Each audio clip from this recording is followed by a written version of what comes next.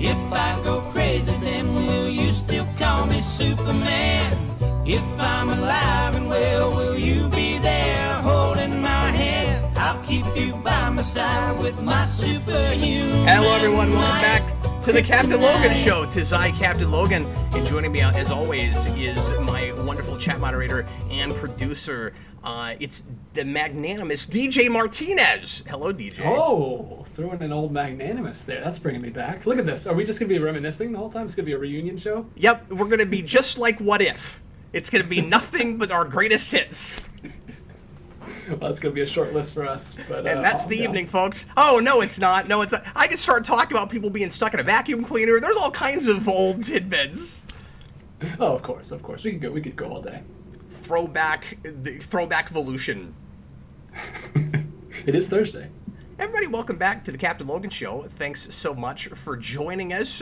Tonight, we're going to take your questions, as always, talk about whatever you would like to talk about, and we have some other fun things planned as well. We are back full-time again, so we're going to be here every Thursday night at 7 o'clock Central Time, and we're going to be going for at least an hour, if not two, just depending on how much interest there is and how much you guys want to chat about stuff. DJ, how's your week been this week so far, man? It has been really good. I took a week off the channel. I finally shot a video with Connor over the weekend, and I just got that posted yesterday, finally. It was supposed to just be a short...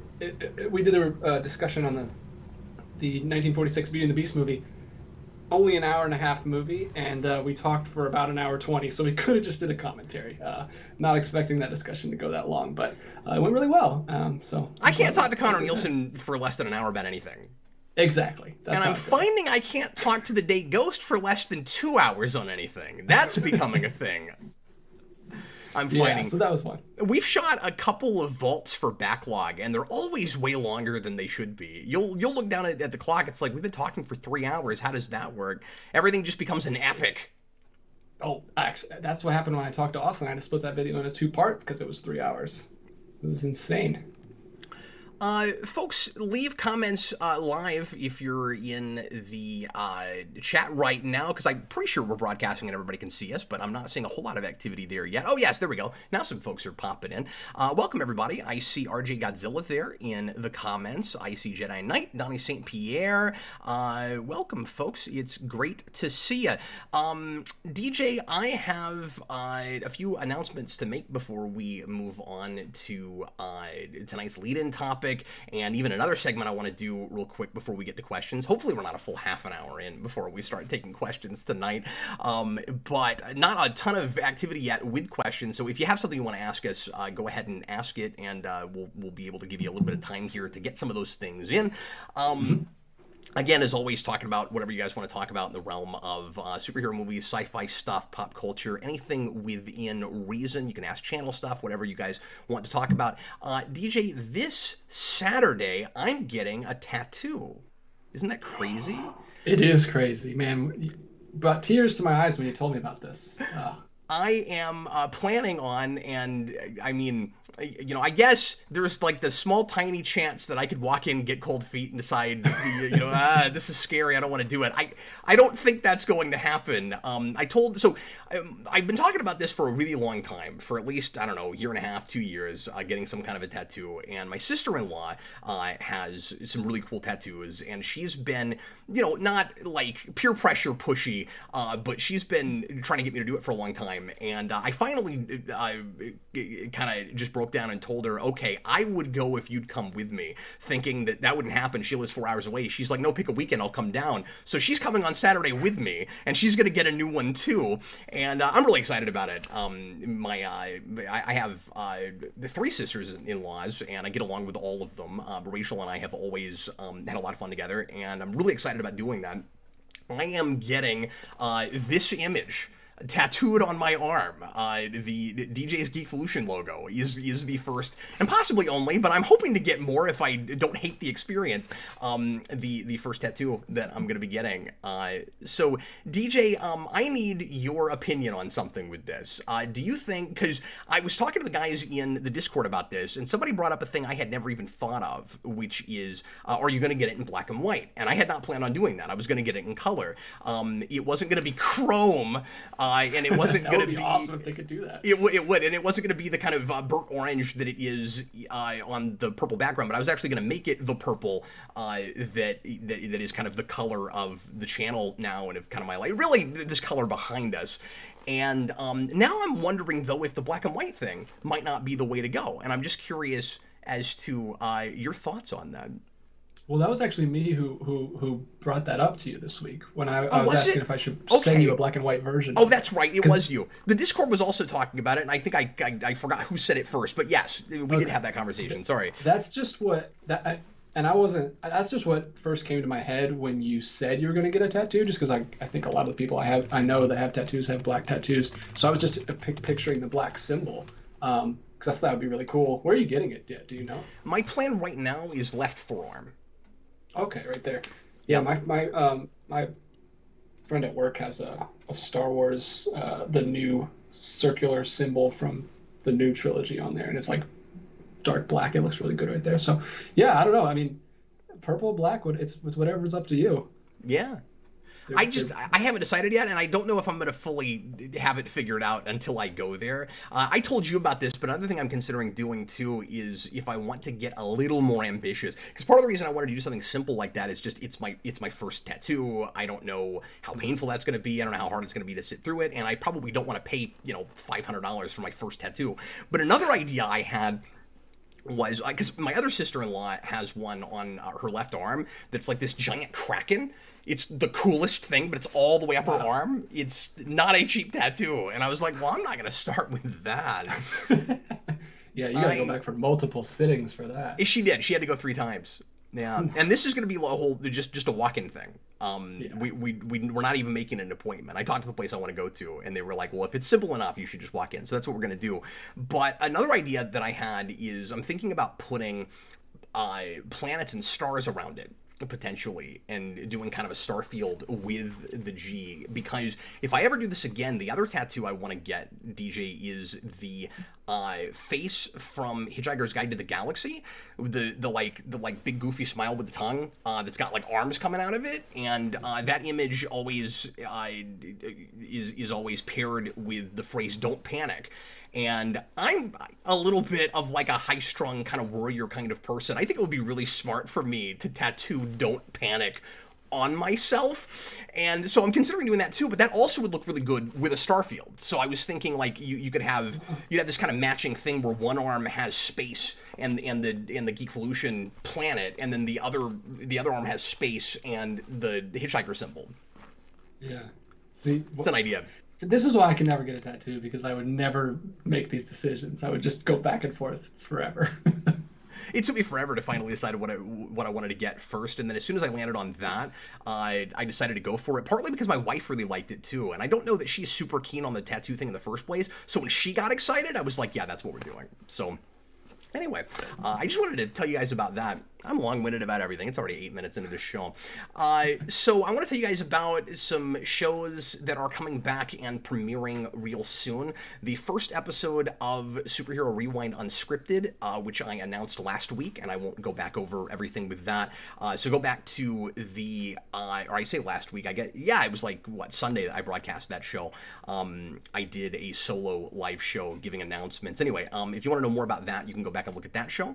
But that is going to air Sunday night. I'm not right now planning on doing a premiere for that. I think I'm just gonna upload it, but I guess that could change. I don't think I'm gonna be around to be able to chat with you guys in the comments because I'm so busy with the twins and stuff. So for right now, I probably won't be doing premieres for those. But anyway, that's gonna be on the Lego Batman movie that comes out on Sunday. And like I said, I'm gonna try to do those at least twice a month. So the next one will probably be in 2 weeks, unless I get really ambitious and I can get another one out before that. And then next Tuesday is the return of Counting Crypto Freaks. I've already got 2 shot and in the can. They're going to come out weekly as much as I'm able to do them weekly, and I'm just going to get them out when I get them made. But I don't want to put out a bunch in one week and get the Crypto Freaks fans all excited that it's going to be like Crypto Freak year, because I just don't have time for that. But that is why I'm sporting the Smallville Clark Kent goofy jacket from season 9? Is that when we started this thing? I got this quite a while back, actually, planning to use it for Crypto Freaks, and then I ended up canceling that show. But I'm back, and so this jacket is finally here. So that's why I'm sporting that this evening. I should have worn my Shang-Chi jacket. I just got the Shang-Chi jacket. Yeah. I didn't know we were doing a jacket thing. I wish I had thought to mention it, because you showed me that jacket. It looks awesome. That's actually why I wore this, because Venom 2 is out. What in the world? How did that come out so fast? I didn't even, I don't know. I might see it. I don't know. That's such a weird... And then the other thing... The other thing to mention, Sorry. I wasn't sure if that sentence was done, so I figure I'll just move on. Sorry, I'm just so caught off guard that Venom is here already. I was not expecting it. You just reminded me earlier this week, and I'm still deciding if I want to see it or not. Yeah, I did want to announce that, so I'm glad you segued into that. But next week, we'll be talking about Venom as our lead-in topic for the Captain Logan show. So I'm going to try to see that this weekend, or at least if I've seen it by then. I'm planning on it. I'm going to try to see it this weekend, and then we'll talk about that. I'll do it too, then. We'll do a non-spoiler review at the beginning of the Captain Logan show next Thursday night, and then we're going to start taking spoiler questions 3-4 weeks after something comes out. So if anybody wants to know our more specific thoughts about that or other things we cover, like tonight I'm going to talk just real briefly about Star Wars Visions. If in a couple weeks people want to know more specific things about that, I'll go back through my cranium and try really hard to remember stuff, because I just binged that over the last couple days. But I'm going to talk real generalized tonight about that. And then the only other announcement I wanted to make real quick is tomorrow night I'm going to be doing a live commentary, our first requested commentary with Austin on the last thing on Earth I'm qualified to talk about, and I'm going to be probably as incoherent as I've ever been on anything, but we're going to be doing a commentary on, so come and see it. I'm sure it'll be great. The end of Evangeline, which is an anime, which is an anime film from 1997, which I can't tell if it was meant to take the place of a couple episodes of that show, and if it was like a big movie release that ends that show, or if it was the last 2 episodes of that show made into a movie. I can't tell. It's weird right in the middle of it. I actually haven't quite finished it. I've got like half an hour left, but I started it the other day. Like halfway through that movie, there's credits, and then it goes into the rest of the movie. So I'm not 100% sure what's going on with that. But anyway, somebody requested the very end of a show I've never seen in a medium that I don't understand fully the sensibilities of, and I'm going to have to do a commentary on. I guess, and this was requested before I started asking for commentaries, so I guess I could have just done the off-the-cuff review thing, but it fits in the comic and genre department, so I wanted to go ahead and start with it, partly just to keep promoting the way I'm doing requests now. And once again, if you'd like to make a request, I've changed them from what they were before, where I'll just take a movie request and I'll talk off the cuff in kind of the how we felt about format. I wanted to use it to do more commentaries, and I've got kind of a night of the week that I've got slated to shoot a commentary or a vault, and a lot of those I'm going to make requested things, and so you can request.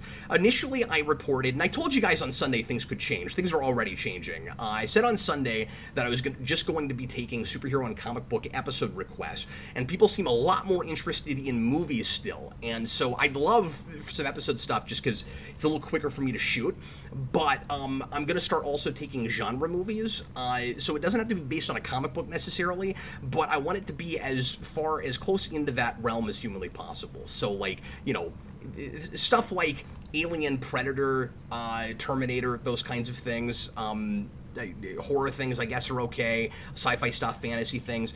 Just kind of keep it in the realm of high concept, if at all humanly possible, and by and large we're still going to be focusing on superhero comic book stuff. So we're going to be kind of fighting our way through that through that commentary tomorrow. I'm excited to watch it with some folks because it's really interesting. I just don't totally know what I'm looking at, so it will be fun to do, I'm sure, though, and that is streaming on Netflix, so you don't have to go find it. But I wanted to give you guys at least a day's notice in case you wanted to take a look at it first before Austin and I do that tomorrow. DJ, anything else that I'm not thinking of that you want to make sure that I mention before we move on to our next segment? I know you had the one segment that you wanted to do that you wanted me to remind you of. Did you want to do that at the beginning or the end? Yes, that is actually the next thing, so thanks for reminding me. I really appreciate it.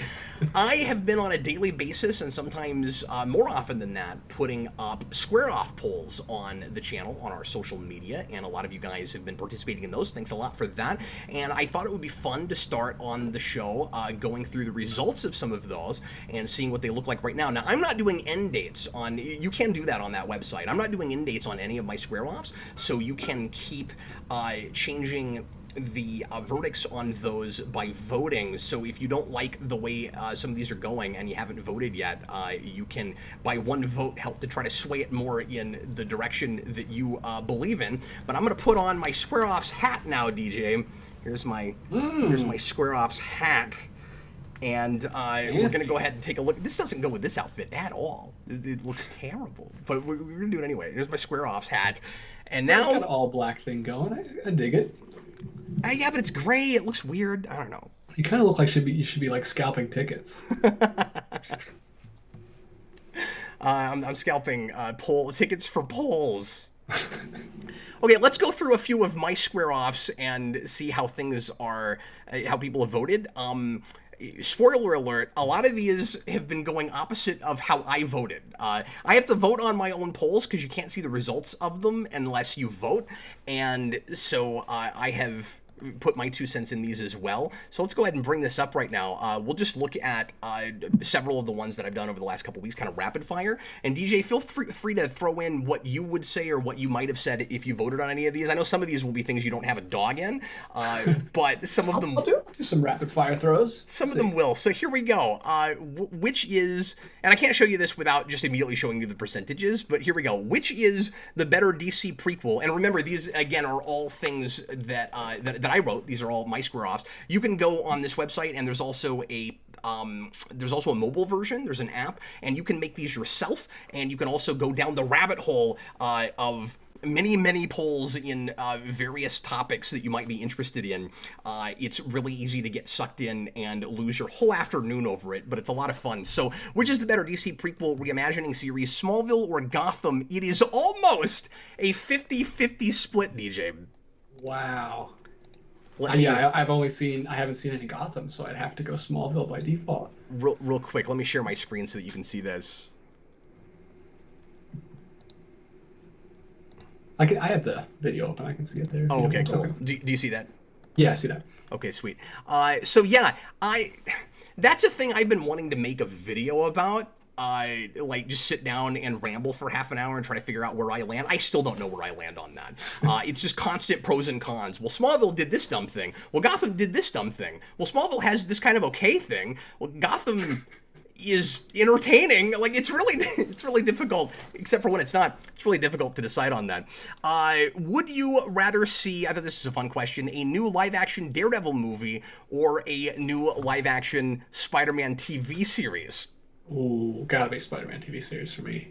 That's where I'm at now too. Partly just because we got 3, pretty decent and 1 like brilliant season of Daredevil, and there are good Spider-Man movies, but it's never been given quite that Daredevil treatment. And serialized is the way to go. Yeah, that'd be awesome. Who is the better in-costume Batman, Keaton or Kilmer? I am more nostalgic for Keaton, but I couldn't help but vote Kilmer. I always thought in the right movie he would have been the definitive Batman, and I still kind of stand by that. Gotcha. And that's one of those that DJ won't have a dog in. I've only seen Keaton, so... Which superhero has overall been treated the best on the big screen considering every iteration? And I had my mind changed on this. I'm hoping that at some point, and I'm friends with the guys, and I've been supporting this because I really like this this website. But I'm friends with the guys that work on this, and one of the suggestions that I've made to them is it would be cool if you get swayed to be able to change your vote. And I'm hoping at some point that they implement that, because you vote and then you see all the arguments. You don't get to read the arguments until you voted. I don't think. Maybe you know what? Now I'm starting to second guess that. Maybe you do. But if you get swayed, but let's say there aren't any comments initially, you could be swayed later, and that's what happened with me with this, because somebody was like, I don't know if it's in here or if it was on the if it was on YouTube. Mutale said this: Spider-Man, because he hasn't had any bad movies like Batman and Robin, BVS. Sure, Amazing 2 and Spider-Man 3 aren't great, but they aren't terrible. I mean, I disagree. I think Spider-Man 3 is abysmal. But I do agree that overall Batman has more actually straight-up bad movies. And one of the 3 in the Nolan trilogy, which 2 of those are 2 of my favorite movies of all time, I don't think is a good movie. So I think I have been swayed on this. I think the definitive answer is actually Spider-Man. Yeah, I'd agree with that. I think the votes are correct on that one. 72%, wow. Yeah. What is the more iconic movie car, the Ecto-1 or the Time Machine DeLorean? Landslide with the DeLorean, 84%, which I couldn't help but vote there as well. Which Infinity Stone or gem would you rather control, reality or time? And that is somewhat close to a 50-50 split. I can't even remember how I voted on that. That was a toss-up for me, which is part of why I asked it. I'd have to go... what's the least scary would be time. Like, reality, man, if I could... that would be a lot of pressure. Yeah. Just the ability to do anything. This blew my mind. What Sonic Genesis game do you have most nostalgia for? Sonic 1 at 63%. Blows my mind. Like, Sonic 2 has always been the more popular game, and a lot of people put as the #1 Genesis game of all time. Now, I didn't ask... And this is part of why I did this, because I was wondering how the numbers would go. I didn't ask which you thought was the better game. I asked which you were more nostalgic for. And in the first day, Sonic 2 was winning by a wide margin. And then it flipped real quick when it went over 100 votes. That one's got 151 votes. Could not believe that. Wow, that's interesting. And incidentally, I said Sonic 1 and thought I would be in the minority, because usually I'm in the minority on my own polls. Okay, I'm curious to see what you'll say for this. Which of these Power Ranger series most deserved the second season? Dino Thunder or SPD? Oh, okay. I thought you were going to, just by looking at the picture, I thought you were about to say which one's your favorite. And I was like, obviously Dino Thunder. But Dino Thunder kind of wraps up. Yeah. And is a complete story. I don't know if it needed a second season. Maybe you could go to some other places with SPD. I might have to, whew. I like Dino Thunder more, but I might have to say SPD based on that question. Oh, DJ's face is just not moving right now, I'm realizing. Uh-oh. You got me froze. Yeah. Hold on. I'm going to fix it. Am I in a good pose? As long as I don't look ridiculous. Because we wouldn't want that. No, I think you're good now. Okay, no, I fixed it. Let's do a couple more of these, shall we? I'm going to scroll up a little bit. Oh, Better Robin, Dick Grayson or Tim Drake. And 268 votes. More people voted on that than I thought would. And Dick Grayson is at 64%, Tim Drake at 38, or 36. And I wonder how much of that is just folks that know Dick Grayson as... the first Robin, an important character, and haven't experienced a lot of Tim Drake. I'm not saying they're wrong. I just wonder how many people that voted on that really know that much about Tim Drake, because in the first day, Tim Drake was winning by a lot, and then it seems like as more people found it outside of the channel, it started to sway toward Dick Grayson. That will happen sometimes with things that are more popular. What do you think about this one? Which of these streaming services has become the least relevant, Netflix or Hulu? I don't know. I don't know if I can answer for everyone, but for me, it's 100% Netflix. Yep, I never use Netflix. Like, Hulu, I at least have, like, Hulu TV, so I can watch live stuff with my wife, and I can catch stuff and record stuff, but I never open Netflix anymore. I don't even know what's on there. And the stuff that I was watching Netflix for, a lot of it is leaving now. Yeah, they're losing all their IP. They're I don't know. I don't know what's in the cards for Netflix. They're lucky that they still have the brand recognition because they're basically like a Kleenex or a Xerox. Yeah. That people just use it synonymous with streaming who aren't really into this stuff. But other than that, I don't know what. But I don't think the lingo is as synonymous as it used to. I think the whole Netflix and chill thing has kind of gone by the wayside. I think that's done. Yeah. Yeah, someone asked you on that little spontaneous live show that you did what your favorite streaming service was. I thought that was an interesting question. I like the way you answered it. Oh, thanks. Because it's always changing, man. Things are. At one point, we thought it was Netflix, Hulu, and Amazon, and no one was ever going to knock them off the top. But like Disney Plus and HBO Max have shaken things up. Yeah, it's constantly oscillating. Crazy. Yeah. So I figured Netflix would be winning this. So you had 320 votes, so quite a few people, at least comparatively, have voted on this. But it's not winning by as much as I thought it would. 55% to 45%. With Hulu. And I mean, I can see why some folks would say Hulu, especially if you just don't use that service, but you've hung on to your Netflix for the few shows that you watch it for.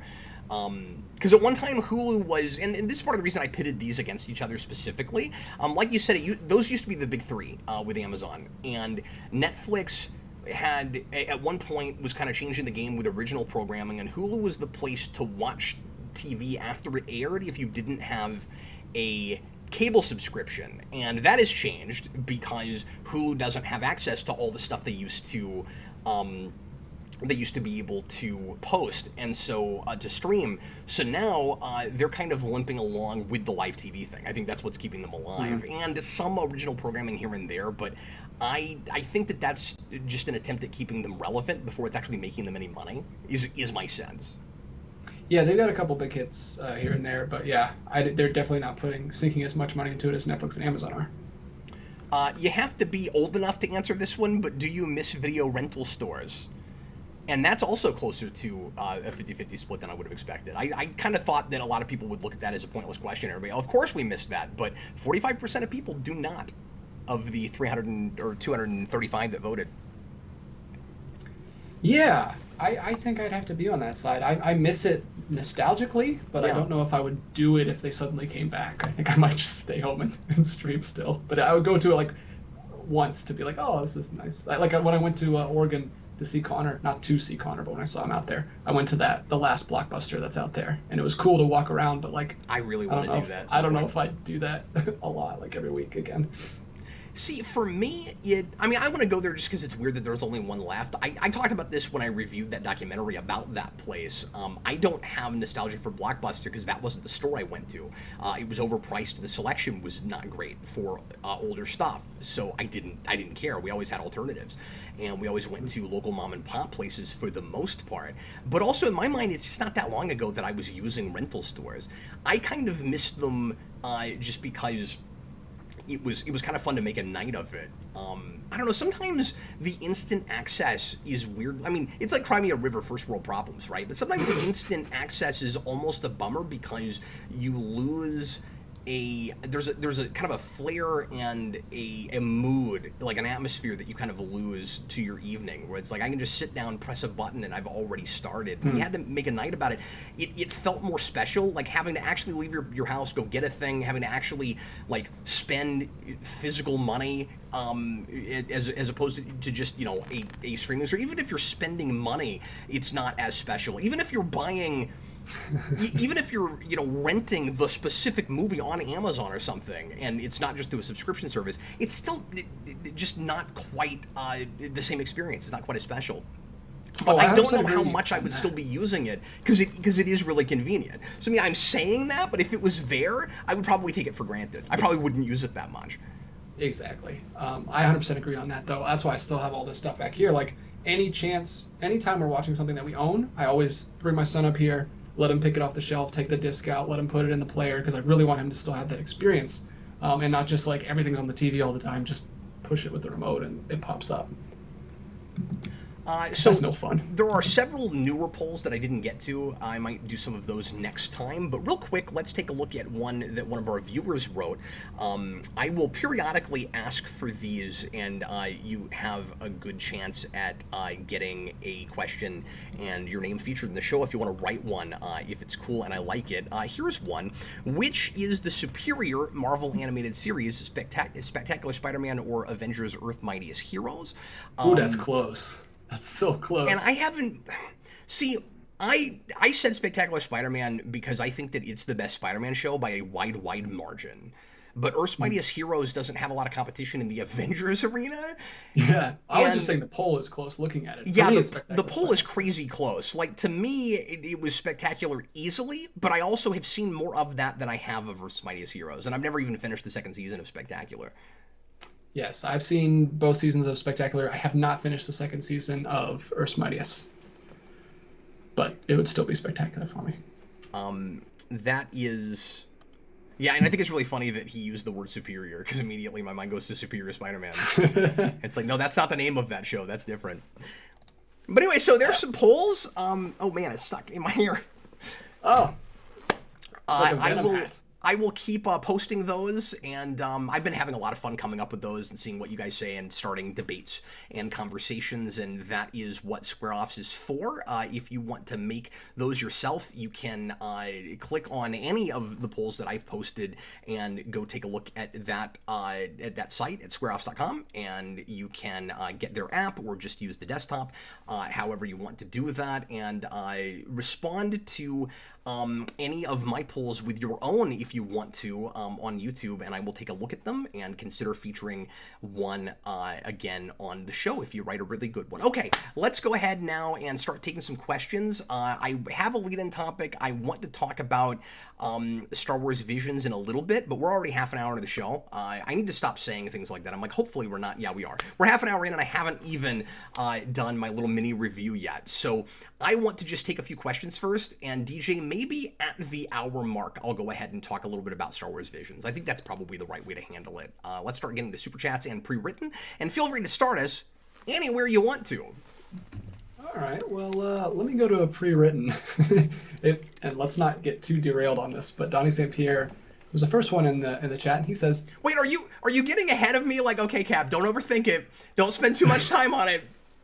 No, I just know that we have a tendency to both, when we start ranting about something, to keep going. So Donnie St. Pierre wants to know, there any hope for the Mario movie? That's actually a thing I wanted to mention tonight, so I'm glad that it came up. The short answer is, it's hard to think so. I certainly don't want to completely write it off and not... Like, I can't be cautiously optimistic. I can't even go that far because it's Illumination. And with the cast list that we have, and people have been freaking out about this cast list. I don't know why anybody's surprised by the way they went on this. Yeah, I was surprised by the reaction too. Like, it was weird. As soon as that list dropped, I went, so there still is every reason to assume that that movie is going to be a shameless cash-in and nothing more.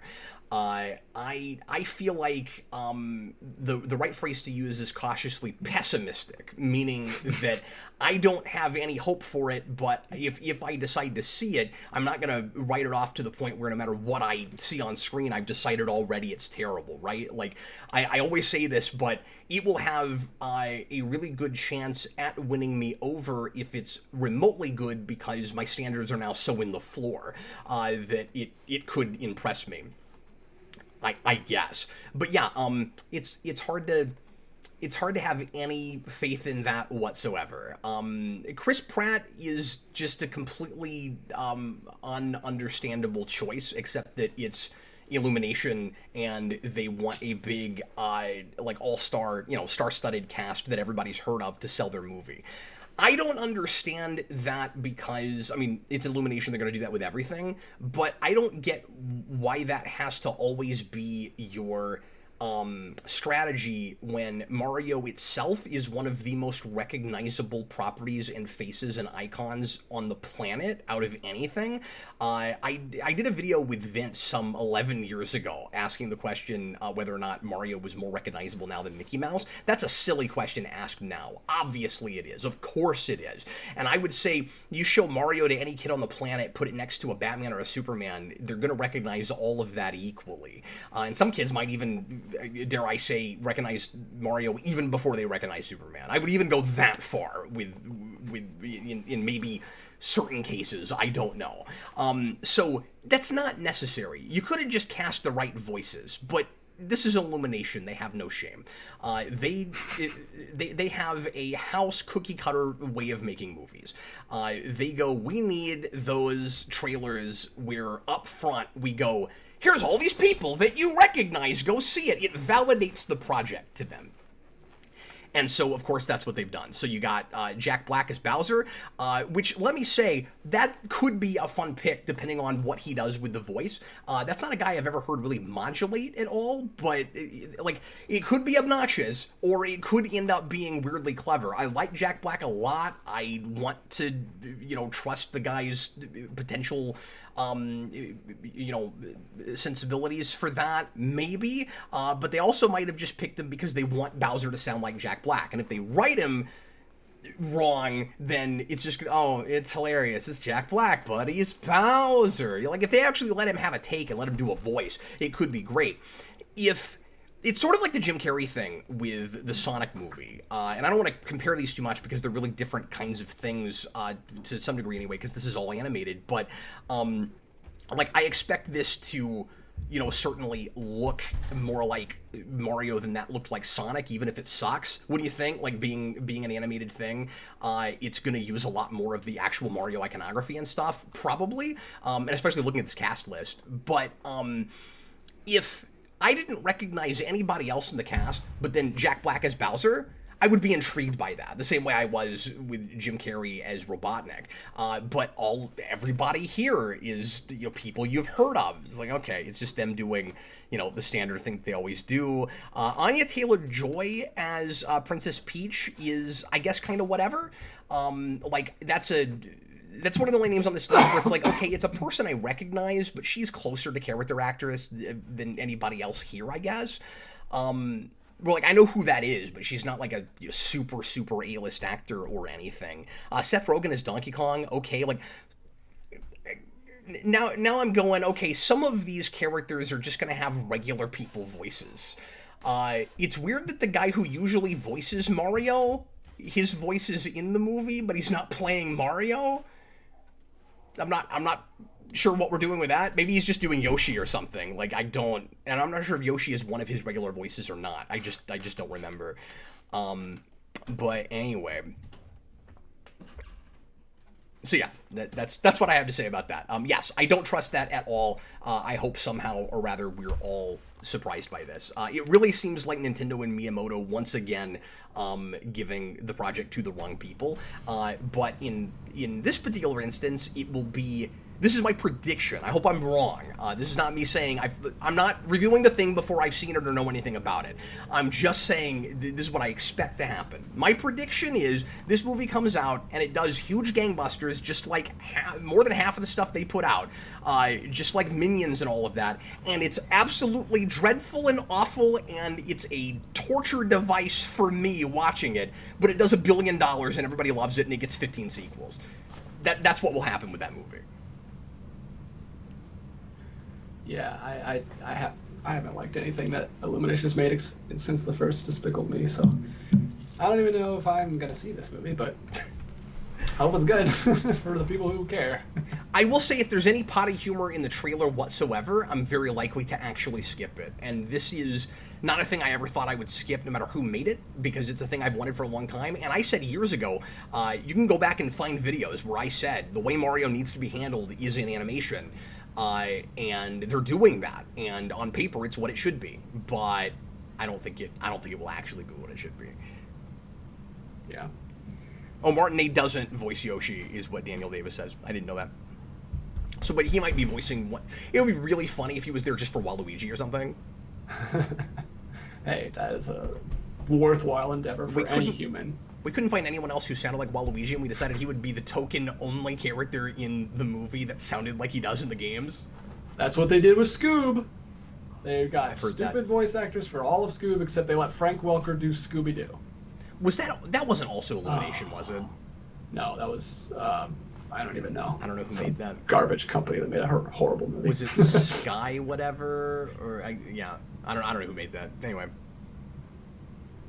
Well, I mean, it's let's probably WB because they have Scooby-Doo. But let's move on. Yeah, I know, but what house made them? Because Warner Brothers owns, I think, more than one animation house. Yeah. Maybe I'm wrong about that. Lewis Cox gives us $10 for Super Chat of the Night. Yo, Thanks, Cap what's up? and DJ are back. Star Wars Visions was good. The new episode of What If was dope. Cap, have you seen the original Dune? And also, Cap, are you excited for the new Dune movie? Okay, I'll work my way backwards. The answer to... First of all, yeah, I am excited about the new Dune movie because I think that director is dynamite. I thought 2049 was the best science fiction film in 10 years. And I don't have any real connection with Dune, and I don't really care about that material. I want to. I've tried to read it so many times, and I cannot get into that prose style. It's one of my wife's favorite novels. Me being the sci-fi buff I am, it drives her crazy that I have not read it and that I don't know very much about it.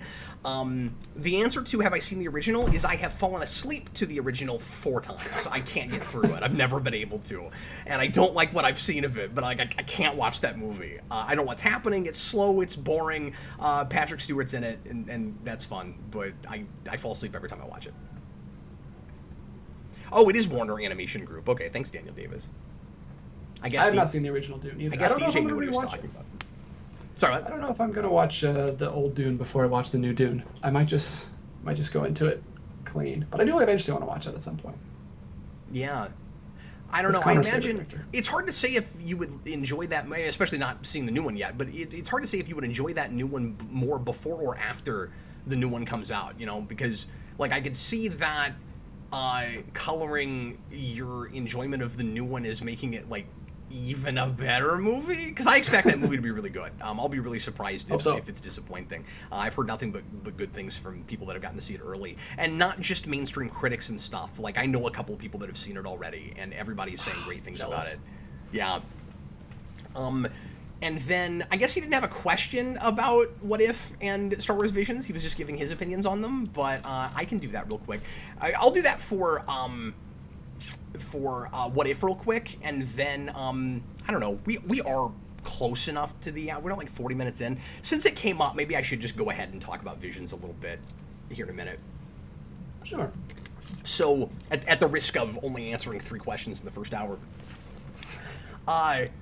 what if, like I said last time we talked about this, I'll revisit this for a second, but real briefly, is the most hit and miss thing I've watched in a long time. And in a way that's kind of, I mean, it's fine because it's a anthology thing, but it seems like I haven't looked real close at the writing staff on that, but it seems like it's made by, you know, a staff as opposed to Star Wars Visions, which is more like a film festival kind of thing, where it's like, let's get a bunch of Japanese anime filmmakers to make their own, to give their own literal vision on Star Wars. I wish What If had been done that way. Now that I've seen Visions, and now that I've seen most of What If, it's, when it's good, it's fine. When it's bad, it's dreadful and really hard to sit through.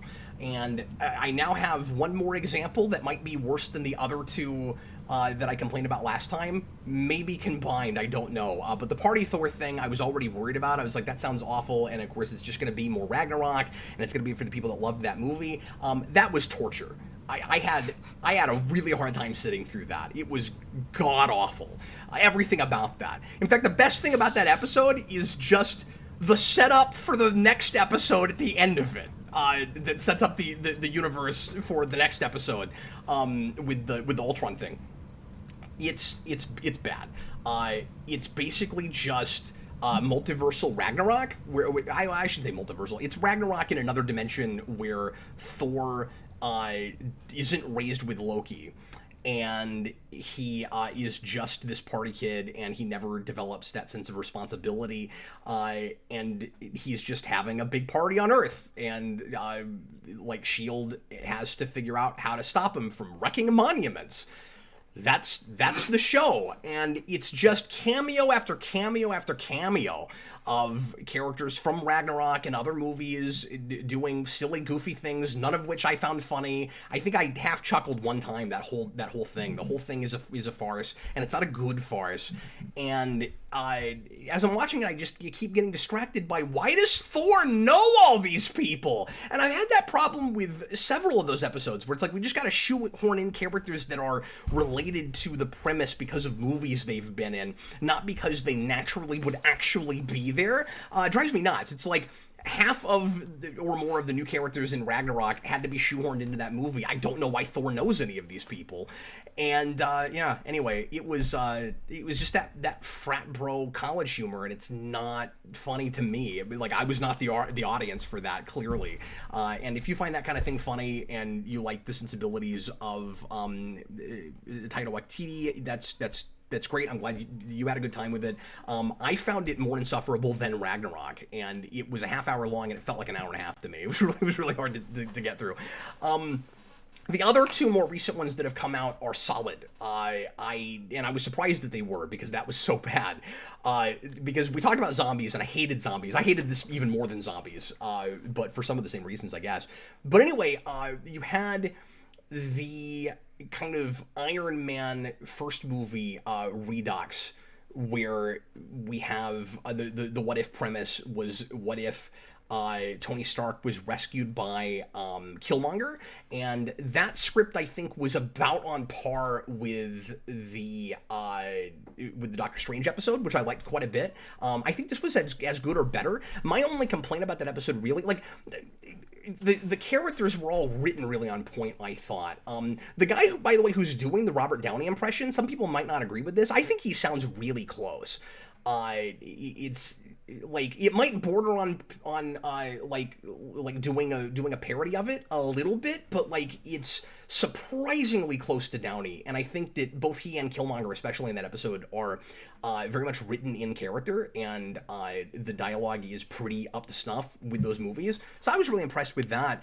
And I think overall I like the direction that whole thing went. And it was another kind of somewhat tragic show without having to be as insanely tragic as the Doctor Strange episode, until the end, where you have a little bit of that things might work themselves out okay kind of thing. The only real complaint I have about that episode is it kind of just ends. I feel like there's a really interesting second part in that, with where Killmonger would go at the end of that whole thing. And then that last episode, I won't talk about too much, because it's the setup for, I'm assuming, the finale of the season. And it is making the whole thing more continuous, which I have mixed emotions about. I have mixed feelings on this, because on the one hand, I really wanted the thing to just be telling cool stories, like Star Wars Visions is doing, and not have to be all, interconnected like the MCU is obsessed with the continuity thing. And if we had to do that, I really wish we could have like at least one more season of episodes before we pull the curtain back and go, okay, let's actually make a thing more about the Watcher himself, and let's actually start crossing stuff over and make it about the multiverse as a multiverse, as opposed to the multiverse being the conceit for the what if premise, and telling cool stories about an initial idea that could go some other direction. Having said that, the execution of it is pretty good so far. There is, I don't want to give too much away for people that haven't seen it, because it just came out, but there are a couple fights in that are just spectacular and cooler than anything else in the show so far. I really like the way Ultron's written. There's not a lot of meat on the bone. There's not anything real new with like the ideology or his argument or anything. But it's just like the Doctor Strange thing. I think it's a wonderfully comic booky.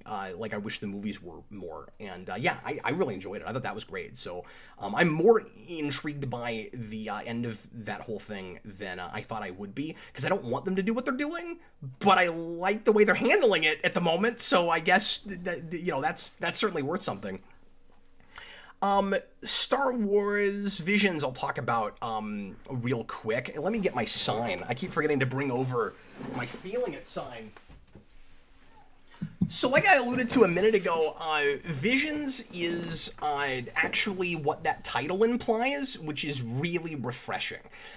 We took 9 anime filmmakers and told them to make a Star Wars thing, and seemed to have not given them any kind of mandate or net.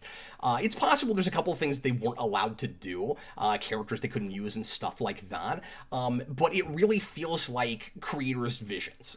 It doesn't feel held back like Marvel stuff sometimes does. It's, like I said, a lot more of what I thought, what I was hoping What If would be. They're just telling stories. They're not concerned with any continuity stuff. They're not concerned with like how the company looks moving forward, or PR or any of that stuff that I think is sometimes holding Marvel back a little bit. I didn't find myself concerned with any like pandery stuff or political stuff or anything with that show. It was just people making episodes, making stories, and a lot gets done in a lot of those episodes in the 15-20 minutes that they get to tell a story. Really concise. And some really nice, smart storytelling there. A lot of variety to the premises with those. Not a lot of characters and things that I recognize. There might be some things used here and there from cartoon shows or from books and comics and things that I'm just not familiar with. But I found it refreshing to get to just jump into this world that I'm familiar with characters I'm not, and get a full story in 15 minutes. It was, like I said, really refreshing. It watched like something like a heavy metal, although very few of the stories were actually connected in any way. But it's that sort of thing where it's sort of like a vignette film. But it was the best comparison is Animatrix, and it's, I think, overall better than that movie if you looked at it as a movie. And I think that the vignettes are short enough that you could watch it in 1 or 2 sittings and kind of consider it a film. I didn't tally it all up, but it's probably not much longer than 2.5 hours. Like, it's basically movie length, and I think you could watch it that way. Like I said, it felt like going to a film festival, and I felt like I was, a judge holding a ribbon, waiting to see which of them I thought should win, which of them I thought was the best. And let me remind myself of some of the premises, some of the synopses here. And I'll tell you which one I think is the best personally. I'm just looking for the title of it. Yes, it's the one with the Elder. It's called The Elder. Yeah, it's the one with the Elder, DJ. It's about a Jedi and his Padawan in kind of, I think, like sort of the far-flung future. I don't know how far ahead they are of, A New Hope and stuff, or even like the modern trilogy, but it seems like it's a long time after the original rebellion, and you have and so it's not like there's not Jedi around anymore. By the way, these things take place in various periods, which I really appreciated, and I thought was a lot of fun. There's a crazy, I really enjoyed that second episode. I'll say this real quick. It's this crazy kind of cutesy, but not in a bad way, stylized, like sort of rock opera thing, where it's this rock band that's trying to get noticed, and they want to have a career in music, and one of their members is a Hutt who Jabba the Hutt is after for some reason, and almost gets executed. And the day he's supposed to get executed, they ask Jabba the Hutt if they can play one more concert, and they're trying to get Jabba to sponsor them and let them keep being a rock band. That was a really clever kind of original premise. I really enjoyed that. The music was maybe all a little bit too like one period. It was all very early 2000s pop rock, And that took me out a little bit, but it was really fun. But yeah, my favorite is the Elder. We have in the future of all of that a Jedi and his apprentice who end up facing off against this really old. I'm assuming this is the same one. This really old Sith Lord, and the idea is supposed to be getting. I liked it because it gets to the root of what Star Wars is all about, where it's about how power itself shouldn't be the ends. It has to be the means to an end, because it's impossible to hold on to it forever. And they make a point in that episode to talk about how power is useful and there's a reason to have it, but the reason the light side is all about balance is because if you lose your power, or if you get power, you will eventually lose it. And the Sith are just about having power and keeping it, and none of them have ever been able to do that, of course. And that idea is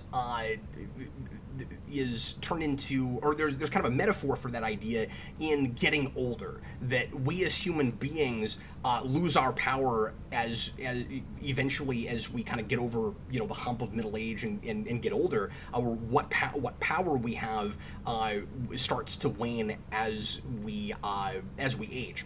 And so it's about mortality. And I really like the idea of using aging as or using the Force as a metaphor for aging. But yeah, that was great.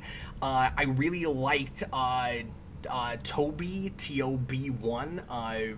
It's kind of a classic. It's kind of that classic sci-fi robot, what makes a man story, but instead of the robot questioning. And it's fun to do with droids, because we don't do enough stories in Star Wars about whether or not droids should be considered actually people, and if they're sentient beings. And it's about a droid who doesn't want to be human, but wants to be a Jedi. And so it does that old sci-fi nugget, that idea, but makes it about, can he be a Jedi rather than can he be a person? And that was handled really well. Toby, TOB1, obviously to be or not to be, that's a real classic sci-fi kind of naming scheme. I could have seen one of Asimov's robots called that. So those are some of the ones I really liked. The fourth episode I thought was the weakest. I liked the main idea and kind of the moral of that story, trying to take the Force and make it all about nature, where it's like, again, light side balance with the Force. You have to be one with nature and not above it. The ideas there were solid, but I just thought it was kind of boring, and I didn't love the animation style in that one. Really eclectic assortment of animation styles with that whole thing. But anyway, if you guys want to know more about my thoughts on specific episodes on that, maybe in a couple weeks after it's been out for a while, we can totally do that. I want to go ahead and move on now, but those are some of my thoughts on that. Not a complete review, but we need to move on. So I am feeling it a lot. I really, really liked that, and I hope we get more of it. Cool. All right. Well, next super chat I have is from Bob the Hun. Have you seen the newest thing to come out about Whedon? It's the worst one yet. It's pretty effing gross. Involves the actress who plays Dawn. That makes me sad. I have not heard that, and there's a part of me that doesn't even want to look into it, but I'm sure I will find out. So yeah, sorry I can't speak to that. All I know is that she's been kind of tight-lipped in the past, where she'll say not that anything specific happened, but just that she was uncomfortable, if memory serves, is all I've really heard about Michelle Trachtenberg, I think is who we're talking about. But yeah, that whole thing just hurts my feelings and disappoints me. Obviously, I mean, I don't know what else to say about it. You get in that place where it's like you never actually know anything about, fully about the people that make the things that you love. You can't be like, because I like this TV show or this movie or something, I can speak at all to this person's character. And you never want to you fall into the trap of assuming you know a person through their work, where you can have your soul completely and utterly crushed by this person turned out to be a bad person or made some really horrendous mistakes or whatever. I mean, I don't want to pass judgment on anybody. I don't want to say that, whatever Whedon may or may not have done, oh, he's a bad person. Like, I don't know enough. I don't know the man personally. I don't know his side of it, whatever. But having said that, it's still hard not to have feelings about it, right? It's especially things like Bill Cosby and stuff like that. That shook me when we heard everything we heard about the things that he had done to women, and that's a guy that I really looked up to. And same thing with Joss Whedon, and they're guys that I looked up to in the way they spoke about their craft and about life and stuff, not just through the work they did. And so I'm not saying that I ever thought that, I knew that these were for sure upstanding individuals that didn't make those kinds of mistakes, but you want to give people the benefit of the doubt. And when you hear about this kind of stuff, it's hard not to get paranoid and just assume that everybody in Hollywood did this kind of thing. And I'm not saying I think that. I'm just saying that it makes you really skeptical. It's hard to have heroes after that. Is that a horrible thing to say? I mean, I really think that we're in a place now after the Me Too movement and all that. It's difficult to have heroes, because what if you find out that they're not who you thought they were? And then it's like, well, should I just admire art and not know anything or think anything about the individual, himself? And sometimes it's really hard to do, because sometimes who the person is and what they've been through informs their work, and, intentionally. I mean, I've always been about death of the author. I've always been about, don't have too much of a prerequisite for your work if possible. Historical prerequisite stuff like that is different, but I mean, like, I shouldn't have to know who a writer is to appreciate their work necessarily. But then sometimes when you do look into stuff and you fall down that rabbit hole, it informs the work, and you appreciate it more because you see their life experience in it. And then you start to feel like they're kind of two-faced when you find out that there's this whole other side to them. And everybody has multiple sides. Everybody's capable of horrible things, but there's having that in you, and then there's acting on it. And well, it's especially troubling in the case of Joss Whedon, who's always been like a proponent of strong female characters, and it seemed like he understood all that, and then you find out that maybe he doesn't think of women as highly as he always seemed to and preached in his work. So it's a sticky situation. Yeah, with that and Bill Cosby, those two guys specifically, it's because of the obvious contradiction, right? It's not just, here's a person you looked up to that did a bad thing. It's the way they lived their life was contrary to the way they were telling other people through their work or otherwise how maybe they should live their lives. Yeah, that's exactly right. It's like Whedon was this big proponent in his work and really outspoken about equality with women and how people should all be looked at, equally, trying to break some of the stereotypes and stuff, break through some of that stuff. And then if you find out that because I don't know enough, I don't know how much of this is alleged or whatever, but like if you find out concretely, this guy didn't really actually live his life that way, it's like, well, then how much of that did you really believe while you made me feel something about it, and maybe made me look at things differently when I was younger, right? And obviously same thing with somebody like Bill Cosby. America's Dad does that to an alleged 40-50 plus women, and you're like, how can I have death of the author after that? How can I look at that person's work knowing where it came from? It'd be different if it was somebody who was making art that had nothing to do with that. It's that you can see there's a new layer to it. You can see that in the work after that, and it's distracting, and you can't appreciate it the same way that you used to. You wish, I mean, it's an ignorance is bliss thing. You wish you could have somehow never known. Yeah. If Joss Whedon came out and it was like a known, I don't know, coke dealer or something, it'd be totally removed from it and it would suck, but it wouldn't be the same thing. Like, you can't look at those characters and not feel like it's kind of fake, like he's putting it on. I don't know. Yeah, like, I don't know that I'm looking at... Okay, I'm going to go with a silly extreme example. I guess I'm looking at anybody who's a murderer and wrote things and wrote things to be a good role model for children as hypocritical, but not in the same way. You know, like O.J. Simpson, it's probably easier for football fans to go back to old footage and look at O.J. Simpson in his prime when the man was a great football player and that's all he was known for. It's probably easier to separate that out than it is, you know, a scene that Joss Whedon wrote about Dawn, like getting in a bad situation with a guy who nearly rapes her or something. Like, that's harder. It's harder to appreciate after that. There are scenes I remember from The Cosby Show with Bill Cosby in a room with children that just are hard for me to think about now. And DJ just can't even handle this conversation anymore. Like, he's gone. There he goes. I'm sorry, my computer is about to die and it's not charging for some reason, so I'm going to plug it in. But I'll get you started another question first. So okay, no problem. Next super chat. Thanks for that. That was a great super chat, Bob. I like the conversation. David, Daddy Longlegs.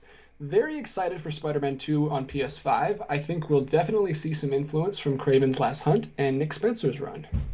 Yeah, all I have heard with that is that Venom is supposed to be in it and voiced by Tony Todd, and I was sure Venom would be in that game. I'm so excited about the Tony Todd thing. And I had heard maybe Kraven, but I have not looked deeply into that. So yeah, I hope it's got some Kraven's Last Hunt vibes. And considering that Kraven's Last Hunt was while Peter was still wearing the black costume, wouldn't it make a lot of sense to put those two things together? And we've lost EJ, so hopefully his computer didn't. I bet his computer died on him, and he's gonna have to restart it. So it'll just be me for a little bit, guys. We'll wait for a DJ, but I'll talk about this a little bit. I think you could tell those stories simultaneously the more I'm thinking about it. I think it would be, and of course, with Spider-Man PS4, we did the same thing we did with Arkham, where it's its own universe, and it's riffing on and reimagining old ideas from lots of different Spider-Man stories and comics. And so you expect a brand new story to be told. I think you could do something with the black costume, with Peter having it, losing it, it going to Eddie Brock if they go that way. Plus Kraven's Last Hunt, Kraven hunting Spider-Man, burying him. I don't know if they'll have him die in that story, but like I think all of that in a really nice, moody, gritty, darker Spider-Man game could be absolutely great, and would nicely contrast that first game, because there's certainly some dark bits in it, but a lot of that game is your kind of more bright, good-natured kind of Spider-Man thing, and we get into rough territory, of course, but I think it would be really cool to have a more, dare I say, Arkham-like, moody Spider-Man game, and hopefully if we get that, people won't compare them too much and go, oh, you're just ripping off Arkham, so that's why you went darker. I just think that there are some Spider-Man stories that really lend themselves to that kind of treatment. So yeah, hopefully DJ comes back here pretty soon. I'm going to... Oh, let me go to Connor for a minute in pre-written. He said, what if... I lost it. He said, what if Killmonger was born 10 years earlier? Yeah, that's the other big problem with that episode. I said I only had that one issue, but I had forgotten about that whole thing. We basically have Iron Man won, but everybody from Wakanda is just the same age they are in Black Panther, even though at least a decade had to have passed between those movies. It's ridiculous. Shuri should be like 10 or 12. I don't know how she's in her early mid-20s in that. It's very silly. I want to wait on Super Chats till DJ comes back if we get him back. Let me see if make sure he's not messaging me or anything. Well, folks, thanks for hanging out with us. We are just past an hour here. I hope everybody's having a good time. I know I haven't tackled a lot of questions yet. I don't know, a couple things got my mind going, and I found myself having to really kind of explore some ideas, but I'm also just feeling really long-winded this evening. I know I'm always long-winded, but even more so today. I am not hearing from DJ yet, so hopefully he's able to get his computer going.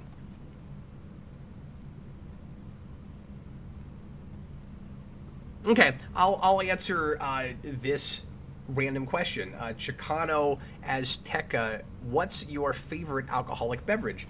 Just completely superfluous and unrelated to anything. My favorite alcoholic beverage is Boulevard Wheat Beer, as far as beer goes. I feel like I have to give you two different answers. And then so I like wheat beers in general, but Boulevard in particular.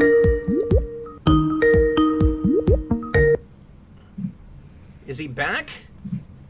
He's back. He's back. Wow. Welcome what back, a roller DJ. coaster. So did your computer shut down on you? Literally as I was trying to plug it in, and then for some reason that outlet wasn't working, so I had to move it over there, and it took a while to kick back on. So sorry, guys. Sorry about that. Well, I'll just finish this question real quick. We got a totally softball, unrelated to anything, not remotely controversial question. So I really appreciate that. But yeah, so like I said, alcoholic beverage. My favorite beer is Boulevard Wheat. That's a local thing that got bought out and is nationwide now, but for a long time you could only get it really around here and connected states.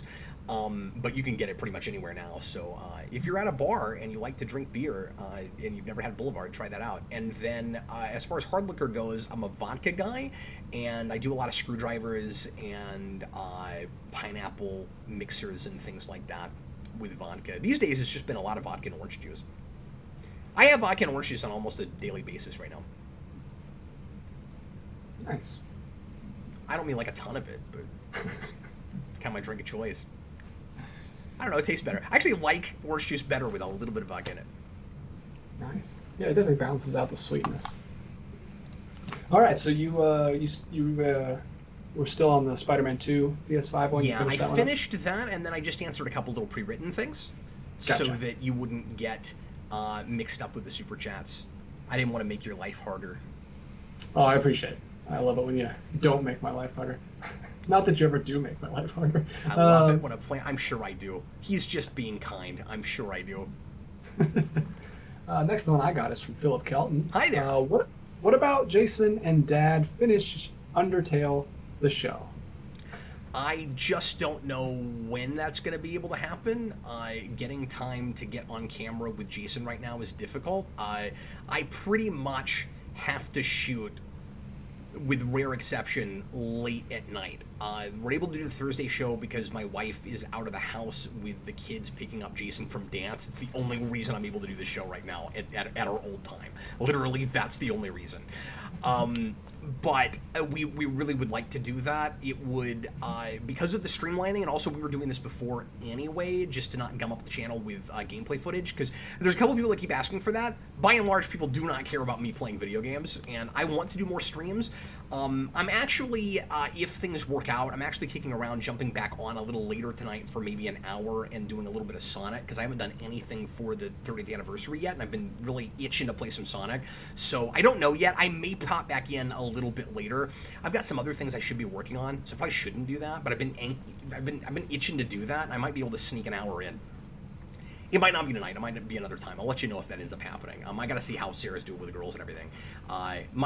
Literally, I have to plan my time now from like a, I shouldn't say literally, but I'm having to plan my time in like a second-to-second basis sometimes. But anyway, I would have finished playing that game at the very least, but I would like to do it on camera if we're able to, and we would live stream it, and then it would go to Patreon if you missed the live stream and you want to watch it later. Quick plug for Patreon, I should say. I mentioned earlier how the request thing is going to work. $15 tier, again, we're taking commentaries on superhero and comic TV shows and episodes and genre movies, and also comic vaults, trades, arcs, that kind of thing. And then at the regular $2 tier, we're still going to be doing Captain Logan After Dark. I'm going to try to keep doing it twice a month if at all possible. The next After Dark will be next Thursday, and I haven't talked to Austin about this yet, but originally the plan was to do a blind commentary. We're gonna stave that off and do it in a couple weeks, and next week just do a traditional standard After Dark where we're going to bring some fun topics we wouldn't usually talk about on the channel, and maybe have some different segments, trivia, things like that, so that we can kind of get back into the groove with that, because we haven't done a regular After Dark in a really long time now, and I know that's what a lot of the patrons are there for. So if you want to hang out, and we do those live, so if you want to hang out with us longer than the regular Captain Logan show, we're going to do that again next Thursday night for at least an hour after the main show, and that's just $2 a month, patreon.com/geekvolution. Okay, what else should we talk about? We should talk about TH1's $10 super chat. All right. I'm heading to bed. And he left like an hour ago, but thanks for being here for a few minutes, Tom. He said, I'm heading to bed. Thoughts on the rumors that Chakotay is returning for Star Trek Prodigy with Janeway? Are you drinking cappuccinos because they have cap in the name? No, but I had that thought the other day. I was like, I wish I had this really conceited, vain thought where I was like, wouldn't it be cool if somebody named a cappuccino after me, and it was like a Captain Chino? I was like, that'd be fun. And then I elected not to tell anybody about it, because that seemed like a really conceited thought.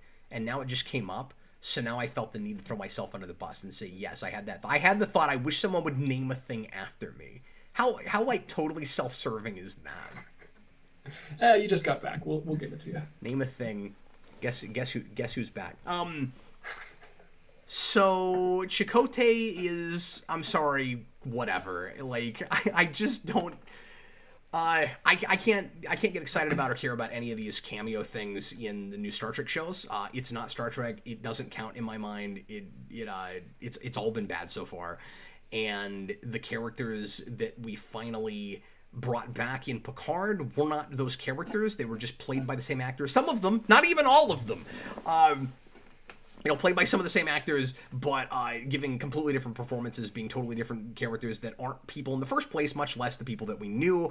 Chakotay never got enough to do in that show. He was never a great, fan favorite character. And like it's nice for somebody to throw Robert Beltran a bone and give him more work, I guess. So that's great for him. More power to him. But I don't even want to watch that show, and I don't know that I will at all. I have a hard time not at least sampling a thing, called Star Trek, the first episode or two. I have not been able to watch any more Lower Decks. I mentioned that a while back, but like I tried another episode finally, and I got 10 minutes in and I turned it off. I could not do it. Picard season 2 is going to be a train wreck. I'm not going to be able to help but look at, probably, until I remember just how much that last show made me want to commit suicide. So I don't know. I'm real bleak and down on this whole thing, and it makes me sad. I don't care about Prodigy. And also, may I say, neither will the teenagers it's aimed at. The people that they think they're making that show for will not be the people watching that show. Dale Eva says nobody likes Chakotay anyway. Exactly. Mr. Roboto, but Chakotay is the only Indian in Star Trek, Cap. He's the only main character Native American, certainly. But, I don't know if he's being facetious where he's like, they're doing that to get brownie points for diversity or something. I don't put that past them, certainly. Anyway, let's just move on. You guys are making me sad this evening. This is a great show back, man. I'm just like, Everything's sad. Depressing. Everything sucks. Everything doesn't suck. Star Wars Visions was awesome. Yeah, we got some more sad stuff coming up, but right now is a happy thought. Oh, good. Josh Golisano, once Superman becomes public domain in the next decade, will you write something with him? When you say once, are we sure that's happening? I mean, we've gotten the public domain question before. Like, people have asked, do you think it should be? What do you think would happen if it was? Are we just making the assumption now for some reason that Superman goes back to public domain? I've not read anything on this, if that is somehow... I feel like that would be everywhere if that was definitely happening. I don't know. But let's just go with the premise, because I've not been keeping up as hard as I usually do. I've been very busy. So part of the reason I'm doing this show is for you guys to help me keep up with stuff, to be brutally honest with you, because I've only got so many hours during the day where I even have two hands that I can use for any amount of time. I'm lucky I'm not getting carpal tunnel in the one hand that I'm having to use to use my phone to look up anything while I'm also holding a baby in one hand and sometimes one in the other one. Anyway, look, I'm not trying to complain. I'm just telling you how it is. So, let's go with that premise. Let's say Superman goes in the public domain. Yes, I would absolutely write something with him, but I wouldn't expect anything I would write would sell any better than anything anybody else would write. I mean, I guess I have a small built-in audience on Geekvolution, but I don't know that I would do it any differently than I would if I was just doing it as a fanfic kind of thing. And also, you know, I say that, if Superman went into public domain, his whole catalog wouldn't, right? It would just be that character. You would probably get Superman and maybe his parents. I don't even know that, from like birth parents, adoptive parents. I have no idea how much of it would even be roped in, but I bet all you'd get is Superman and the origin, and that's it. That's all you'd get. And it's like, oh, well, I now legally can sell a story that uses a character named Superman, maybe Clark Kent. I don't know that for sure, even, probably. And can I have the Daily Planet in it? No, maybe not. Can't have something called Krypton? Maybe not. I don't know. Brainiac? Definitely not. Lex Luthor? Maybe Luthor, but not with the Lex on it? I mean, I have no idea. I don't know what would be roped in. There's no telling. So, what would I rather do? Write a story that I legally could sell that had, like, 3 basic details about Superman that everyone knows, and everything else I have to make up wholesale? Or write a kick-ass, what I would hope would be kick-ass, fanfic, and just read it into a microphone and post it on YouTube and let you guys listen to it. I'm doing that second thing. It wouldn't even matter that it was in the public domain. That second thing is what I would do. I would do exactly the same thing that I'm doing with, if I can ever finish the thing, with Zordon with my Power Rangers thing. Like, if tomorrow Power Rangers the idea was in the public domain, 5 deserving teenagers get powers by a guy named Zordon. That's all you get. You can't have the Zords. You can't you can't have Rita or Zed or anything. I'm writing the fanfic. I don't care that I can sell it. Who's gonna buy it? 6 billion people are all gonna write Superman stories when that happens. Why would I want to compete with that? Yeah, that's gonna be that's a whole nother conversation. Like, that's gonna be terrible when that comes into the public domain. It's just going to be everywhere. Well, what it'll be, see, you say that, and I agree with you, but here's what will happen, I think. Okay, I'm gonna backtrack on a thing you guys don't even know I was about to say. If somebody writes that one really great, solid Superman story that, comics, novel, whatever it is, that people go, okay, you have to buy this even though it's not official, that could change the tide. But immediately what will happen, I think, is people will go, yeah, people are writing Superman stories. They can do that. Anybody and his dog can do that. In the same way that anybody and his dog can go on YouTube and make a YouTube video. And none of it counts because it's not official and DC didn't make it, so I don't care. That's what everybody's going to say. And a bunch of Superman stories are all going to come out. Nobody's going to buy them, and then people are going to stop writing them because nobody's buying them. Like, and it'll be just like if he never was in the public domain. Am I wrong? Yeah, I have no idea. It's crazy. So what I would much rather do is just give you guys what I know you would enjoy that would also be fun for me to write. Mm-hmm. Because I've been kicking around a lot doing more fan fiction type stuff for you guys because I was really happy with the reception to my original novel that I put out last year in audiobook form. It got over 1,000 views, which maybe doesn't sound big, but like I've never been able to get 1,000 people to read anything I've ever written apart from rewinds. So like the fact that, you know, a fiction I wrote got 1,000 clicks, that's incentive for me to want to do more. And I'm not just trying to be all commercial about it. Oh, I think, you know, if an original thing I wrote got 1,000 views, maybe a Power Rangers thing would get 10 or 20,000. I don't even think that. I don't know that that'll do any better than that. It might do worse than that. But it means that some of you guys might actually think to listen to it, and that gives me more incentive to write it. So now, after I get done with the Zordon thing, I'm finding myself, you know, between a rock and a hard place, going, I don't have time to write any fiction right now. But when I do again, I'm like, okay, do I want to do an original idea that I've got in the back of my mind for a novel, and I do have a thing I've been wanting to do for a few years now, or do I write that serious 60s Batman piece that I pitched you guys a few weeks ago that a lot of people seemed really interested in? That sounds like fun to write, you know, give Bookworm a serious origin and stuff like that. It's a thing I would love to do, and I'm not just going to write it for me, but if I know that there's, you know, couple hundred people that would watch it or more, it's more incentive to want to do it. I don't care if I make money with it, and I can't make money with that stuff. It's not public domain. It never will be, if Saban has his say. Chewbacca's Lover. Have you seen Chuck Dixon's channel yet? Also, he wrote Tim Drake and Nightwing's solo series, and he thinks Watchmen ruined comics. Yeah, He's so old school. So he brought all this up again on the solo show I did on Sunday. Since Sunday to now, no, I have not had a chance yet to take a look at that. I want to. I just haven't been able to listen to a lot of podcasty things lately, with what's going on in my house, and I don't know. I might start being able to do more of that driving around in the car, but very often I've got kids in the car, and I'm assuming Chuck Dixon is probably not doing a lot of swearing and stuff, but I also assume my kids won't care about that. So it's easier to do that kind of thing when I've got time to just put headphones in and stuff, and I haven't lately. So yeah, I want to do that. I just haven't gotten to it yet. I own issues of both of those series that he's talking about. I've never read very much of either of them.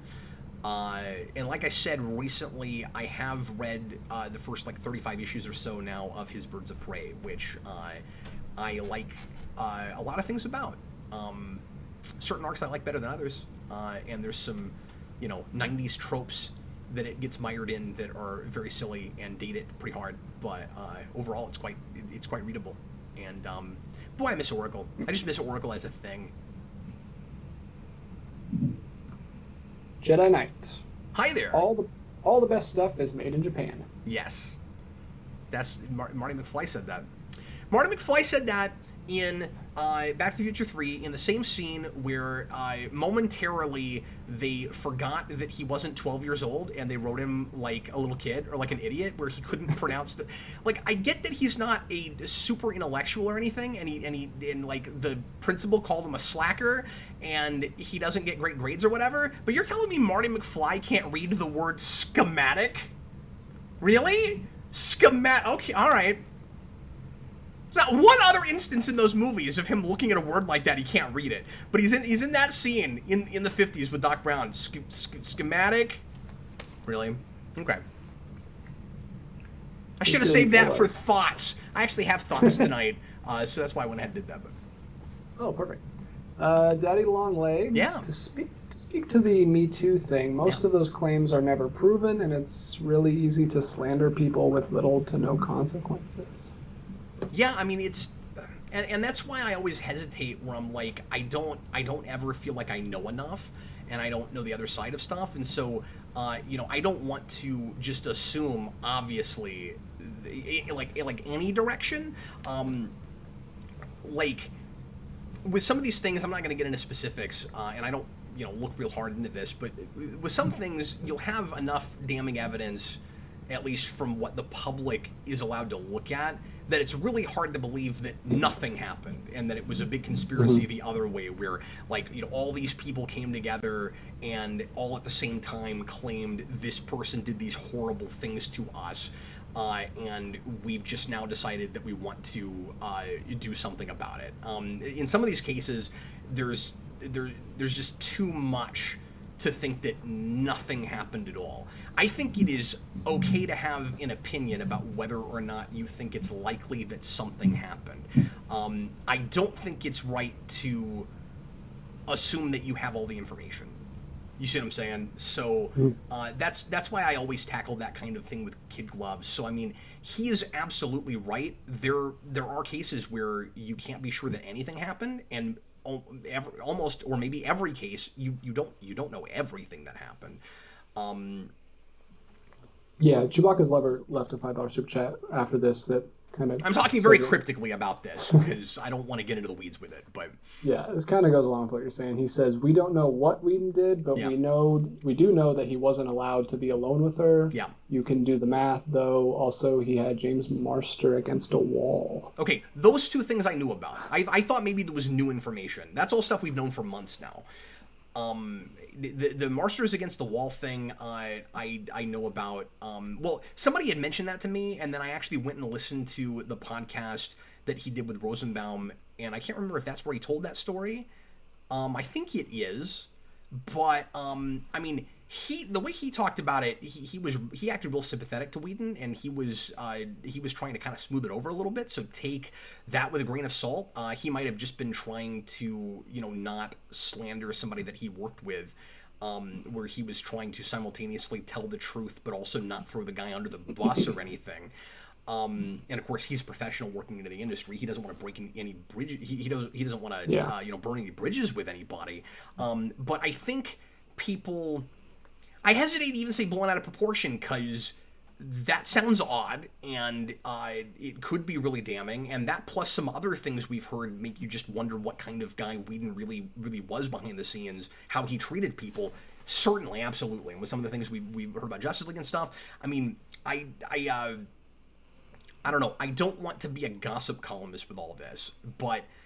And this is why I don't look for this kind of stuff. But when people tell me about it, and I can't help but hear that some of these things might have happened, it's hard not to be concerned that that person might have really mistreated people, and that's unfortunate. But with Marsters, I was just gonna say, like, I don't want to say blown out of proportion, but people really ran with that and didn't talk about, any of the context of what he was saying around it. Like, the way Marsters couches all that, take this for how you will, he's like, he did this, and here's his side of it, and I understand why. Like, he acted really, really sympathetic. If all you're talking about with Trachtenberg is the whole thing where he wasn't allowed to be in the room with her, yeah, that's all I thought we knew. And I don't know. I mean, again, that sounds weird, but I don't know what that means. There's nothing conclusive there whatsoever. No, it's just all really sticky and uncomfortable to talk about. And if I'm overly rambly and inarticulate with this whole thing, that's why I hesitate. I don't even know what I should say about it. Yeah, it's just such a hard topic to talk about. But I don't disagree. You can't be definitive at all. But I don't disagree with what Daddy Longlegs said about that at all. Let's have a joke, shall we? Mr. Roboto, Okay. $2. I think Whedon was a director. He had a vision. That's true. He did have a vision. And he wrote the vision. He had the vision. Have we talked about Norm Macdonald yet? Not on the show, I don't think. Yeah, I don't think that's actually come up. But I just wanted to say real quick that that's the saddest thing that's happened in a long time, or in a little while anyway. That was apparently... So Norm Macdonald passed away last week. He's a comedian that I've always really liked a lot and admired. And just in the last, 3 or 4 years, I've watched more Norm Macdonald stand-up. And I liked his talk show a lot that he had on Netflix. He got one season, and then apparently there was some controversy with things that he was saying because it sounded to me just he was not PC enough for some people, and it got him into some trouble, and he wasn't able to make any more of that show. I don't know how true that is, but that's what I've heard without looking any deeper into it. But I really enjoyed that show. He talked to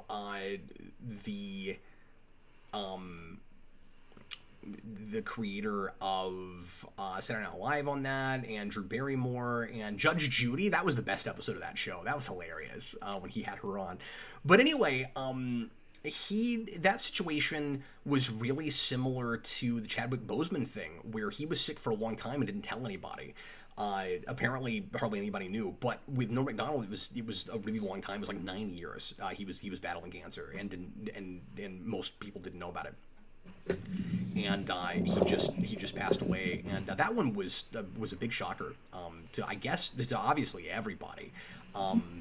But yeah, super sad that he's not with us anymore. I'm hoping, of course, that this might go without saying, but I'm hoping that he got to record his lines for the third season of The Orville, which I think recently finally got a release date, but I don't know when that's coming out. I haven't looked at it. Somebody told me that, and I forgot to look into it.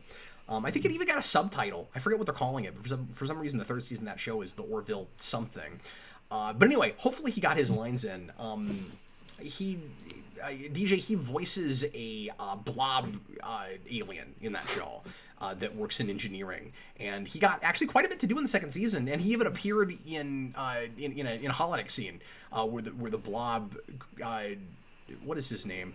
It's on the tip of my tongue. Anyway, Yowfit. There's a scene where he turns into a person on their version of the holodeck, and it's Norm Macdonald, and he's serving drinks, and it's great. So sad. But yeah, he was the master of punny, awkward, so not funny that it's funny kind of humor. And I love that about him. Like, I don't like awkward humor in a banter kind of way on television, but the way he did awkward humor was great. And sometimes it wasn't funny to the point of not being funny, but I always appreciated the risks he would take. Like, he was somewhere between a traditional comic and an Andy Kaufman, where he didn't go as far as Kaufman, but a lot of his humor was trolling. One of my favorite things he would do is he would go on a talk show like with Conan O'Brien or somebody, and he would tell like a 6-minute story that you didn't even know was going to be a joke, and then you'd get to the end and the punchline would be the lamest pun you've ever heard, but what made it funnier is that he went for 9 years before you finally got there, and you're just like, where is this going? You're like, it's so not funny, it's funny. It's great. Oh, New Horizons is what they're calling that. That is some I don't know. That is some generic titling to me. The Orville New Horizons. Might as well call it Dark Horizons, or might as well call it think. The Orville now on Hulu. You know, because New Horizons screams like, we're doing new things now. We moved networks. I wonder if they had to change the name because it was on a different network. That's probably what it is. You know, that's entirely possible. But it also makes me wonder if they're doing that to kind of telegraph big changes they're making. Like, I wonder if that season is even less comedic than the second with that title, and because they're really getting away from the parody direction in the second season, which I'm loving. But it makes me wonder if they're going to get even farther away from it, and it also makes me wonder if, like, this is probably reading too much into this, but if that leads even more credence to the idea that we're losing McFarlane, because there've been a lot of rumors that the show's going to go on without him, and that they're gonna write him out in some way, that he's kind of, you know, burnt out making it, or he's got other things he wants to do, or something he's trying to get out from under it. But I've never been able to figure out how true any of that is. Well, speaking of sci-fi shows and parodies, Ruby Milotic wants to know, what are your thoughts about Futurama? Its sci-fi parodies and homages seem like it would be something you would enjoy. Yeah, I enjoyed a lot. I've watched most of that show, and for some reason, a lot of it hasn't stuck with me. Like, I need to go back and rewatch it all. My wife and my son Jason and I were watching through that, and we got about halfway through the first season, and Sarah likes it more than The Simpsons. She has a hard time, for whatever reason, watching The Simpsons. She doesn't think it's funny, but she likes Futurama okay. It's... The consistency of quality is what it really has over The Simpsons. So, like, really similar kind of humor, of course, a lot of the same kind of satire, and a lot of the same kind of setups and payoffs where you'll have a character that will say one thing and contradict it right away, right after that, which sometimes that kind of thing I think can get old in an episode. That's always the thing that I've had against those kinds of shows, but those guys clearly really know their sci-fi, and the references are very often really spot on. And it's one of those things. It's sort of like Weird Al polkas, right? Where you'll hear Weird Al polka and you'll know like half to 75% of the songs in the polka, but then there's those other ones that you've never heard before, and then later on you discover them on the radio. Futurama is like that with sci-fi references, where it's like I didn't know what that was, and then I'll stumble upon it later. But yeah, it's a great show. I don't know it as well as I would like to. All right, Cap. Hi. Mr. Roboto. Idea for the channel. You could use VR holograms. Oh. I don't think anybody would be interested in that. We're just not visual enough for VR. Nobody wants to look at me in a headset. You said holograms. I'm not even sure what you're talking about. He might be referencing recent research that's been done into holograms, where they've developed. Have you heard about this? Brandon was telling me about this the other day, that apparently they've developed holograms. Yeah, he's always telling me about new tech stuff. They're in the really primitive stages in making holograms more tangible, where they've made a hologram that you technically can touch, but it somehow produces like puffs of air that make it more tangible. Bless you.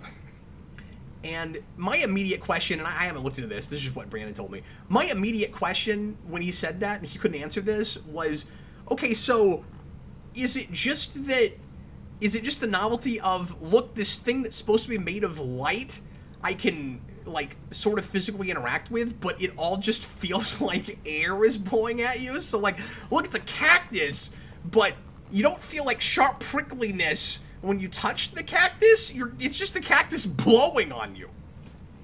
Well, that's you've been to like a 4D theater, right? Yes. Where they that's what they do. They Air on blow you air and like at your feet. little puffs of feel like water and bugs are crawling on you and stuff. Yeah. The Bugs Life 4D experience at Animal Kingdom at Disney is horrifying for children. Like all the lights go out and it starts like squealing bug sounds, and like they start blowing air without warning, and it's horrifying. The only thing I can imagine that would be worse than that would be the 4D experience for the Bugs Life counterpart at another company, Ants. That would have been way worse. In the middle of a war zone? Yeah, and you'd get just Coke all over you. Just Sylvester Stallone screaming obscenities. Austin is in the chat there. Hi, Austin. He says that Norm Macdonald was his favorite comedian, and he's very sad that he's gone. Yeah, he's been talking about him a lot. Yeah, well, mine too. All right, buddy. Somebody earlier was talking about his weekend updates when he was on Saturday Night Live, and he was. That's where, and I should have said this earlier. That's where a lot of people first encountered him, of course, and he's a lot of people's favorite weekend update host. He certainly was mine. And I'm not a big Saturday Night Live guy, but I grew up on that era of Saturday Night Live, and that's the sweet spot for me. It's not the best era, certainly. I think the Steve Martin era before that is probably its best era.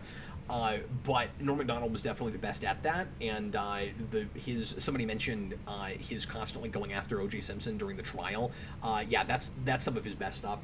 Go back and find the compilations that people have put on YouTube of every time he took a pot shot at O.J. Simpson, and they're really funny to listen to in rapid fire. It's great. Everybody's chiming in about how they were scarred as a child by the A Bug's Life show. I'm telling you. By ants or like a bug? Oh, just that show you're talking about. Wait, people saw that? I've never even heard of this. We got people come out of the woodwork. I was there, and it was traumatizing. Yeah, well, it's at Disney World. It's a ride. Oh, I see. Okay. And apparently, I wasn't alone. Well, I was an adult by the time I saw it, but I was like, if I was a kid, this would scare me. TJ was the only person in the line, and he only did that because every other line at Disney World was like 5 hours long. He's like, cool, there's nobody in this line. Wait a minute, why is there no one in this line? And then he goes and he has the most horrifying experience ever, and he goes, now I know why no one else was in this line. No, it was packed. It was a packed theater, and there was lots of screaming children. It was very weird. Maniac Madness 11. What do you think? Like. What do you think the steps, if any, could be taken to revitalize the Power Rangers brand and legitimize it to a mainstream audience like the MCU?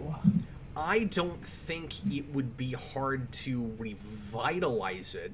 Well, and first of all, I would argue that for the fan base that's still interested, it's been revitalized already, successfully, very successfully. Would you agree with that, DJ?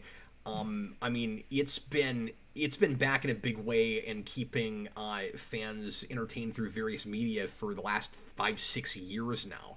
It just hasn't been on television or movies that anybody went to.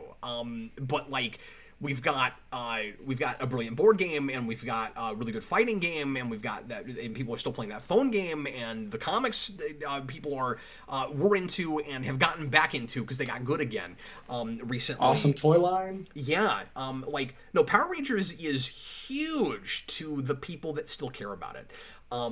And I don't know how many new people have been drawn in by the Boom comics. I suspect very few. I suspect that the people that have gotten into the fandom that weren't there right before that, when it was pretty much just a kid's show, or people that watched it when they were a kid, happen to be reading something else in comics already, or have friends that did, went, oh, weird, they made a quote-unquote adult Power Rangers comic. And it's not an adult comic. It's it is in the sense that it's more sophisticated, arguably, because there are places where it's not, arguably, than the show just made for kids, and it's aimed primarily at people that grew up with that show and left and came back now and want more story and character driven stuff where those characters have some dimension. I suspect that most of the people that it's won over that have come back and stuck around, and people that are playing the games and things and buying figures and stuff, are people that watched that when they were a kid and then left forever and came back when now they're making something for them. So here's the answer to your question. If a TV show, particularly an animated show, I've always said this, came in on Netflix or whatever, I think if Hasbro gets its own streaming service, this is less likely to happen. But if it was somewhere that people were already subscribed to, because there's talk that Hasbro is going to do that, and I think that's a mistake.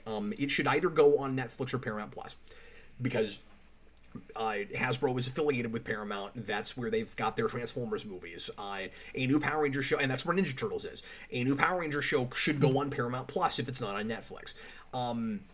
If an animated thing that was aimed more at the audience that the Boom comics was or came out, I think more people that think of themselves as childhood Power Rangers fans or have nostalgia for that will come out of the woodwork and support it and enjoy it if it's good.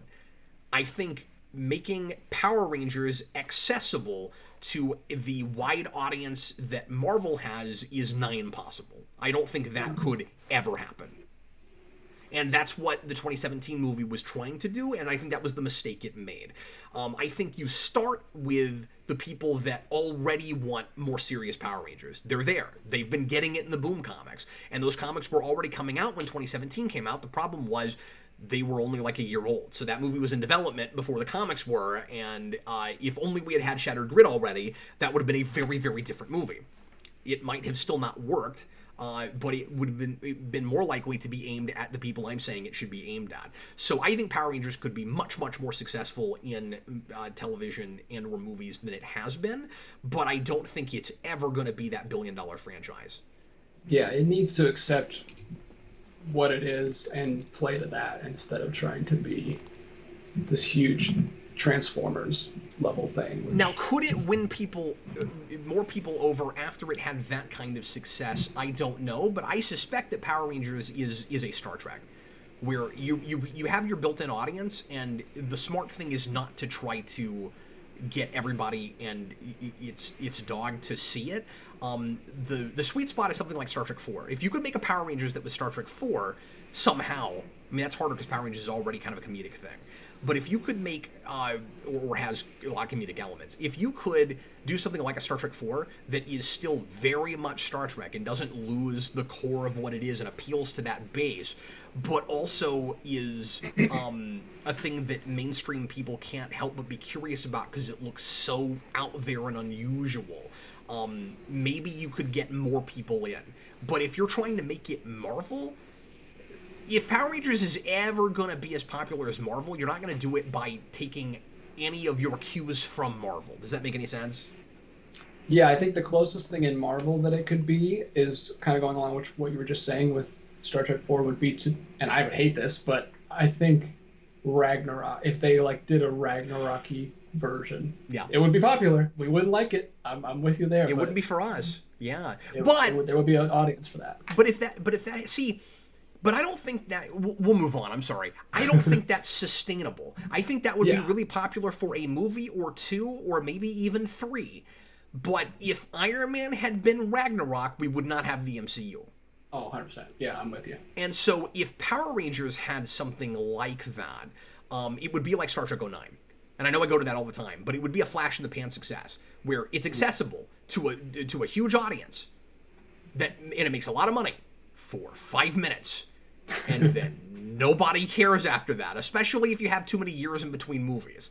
I do think that 09 Star Trek could have had more legs had it only gotten a movie out 2 or 3 years after that, and it didn't take as long, or got a TV series out right away. But I digress. I think if you started anything right now from a Ragnarok place, it's Star Trek 09. Yeah. Let me see. We get some more in here. Logan Dodd, does the Babylon 5 reboot have any chance on the CW? Yeah, compared to other CW things. And I'm glad you brought that up. So the Babylon 5 reboot is going to be spearheaded and showrun, or at least he's very involved, by JMS. J. Michael Straczynski. It's a thing he's been wanting to do for a long time. My knee-jerk reaction is the same as my buddy Adam, who's been on the channel with us before doing Star Trek Club and stuff. He's a huge fan of that show. And both of our knee-jerk reaction was, why? What is the point of rebooting that show? Because it's one of the most brilliant TV shows ever made. It's got its issues. It's got a weaker first season than the rest of it. Season 5, which is the only season I've not seen yet, is apparently kind of superfluous. I guess you could improve on it if you knew for sure you were going to get a certain number of years out of it, and you could just write to an ending and say this is how many episodes we're going to make, and make it basically a maxi series where it's going to be done at a particular point. If he's allowed to do that, then we might find, yes, there's a reason for that to be made. My knee-jerk reaction was that show's already brilliant, why do that? But I'm glad, of course, that it's him doing it. He's always wanted to. I think he's wanting to more realize his original vision and not be held back by a network like he was in the first place, and hopefully that happens for him in the CW. You might think, well, it's the CW, that's not going to happen, but we've seen stuff like iZombie where those guys didn't seem to have any oversight at all, and it was a really good show, and so hopefully that happens with JMS. With Babylon 5. The CW doesn't have anything like that. They don't have any space opera. They don't have any hard science fiction like that. It's going to stick out, hopefully in a good way. Right now, they're still kind of the superhero network. They've got still 4 or 5 of those, and they're still comic related stuff. They still have that Archie show that looks terrible, and stuff like that. So I think it's smart for them as a network to make a thing like that. I wonder what it's gonna look like and what kind of budget it will have on that network. I'm worried about it being on the CW, but I also think that for that network it could be really good for them. So I'm curious about it. Really curious to see how that works out. I don't want to write it off just because it's CW, because iZombie was great. That kind of thing will occasionally happen. It's not being made by somebody in-house initially. It's them going to a creator that wants to make a thing and going, make your thing. And when it's not just somebody already in-house, where they're just trying to find the magic bullet, like they have with their superhero stuff, there's a chance of it being good, even if it looks like it's made for $5.50. But Babylon 5 looked like it was made for $5.50, and this time it's not. The space footage isn't going to be made with CD-ROM technology, so we already are at a step up.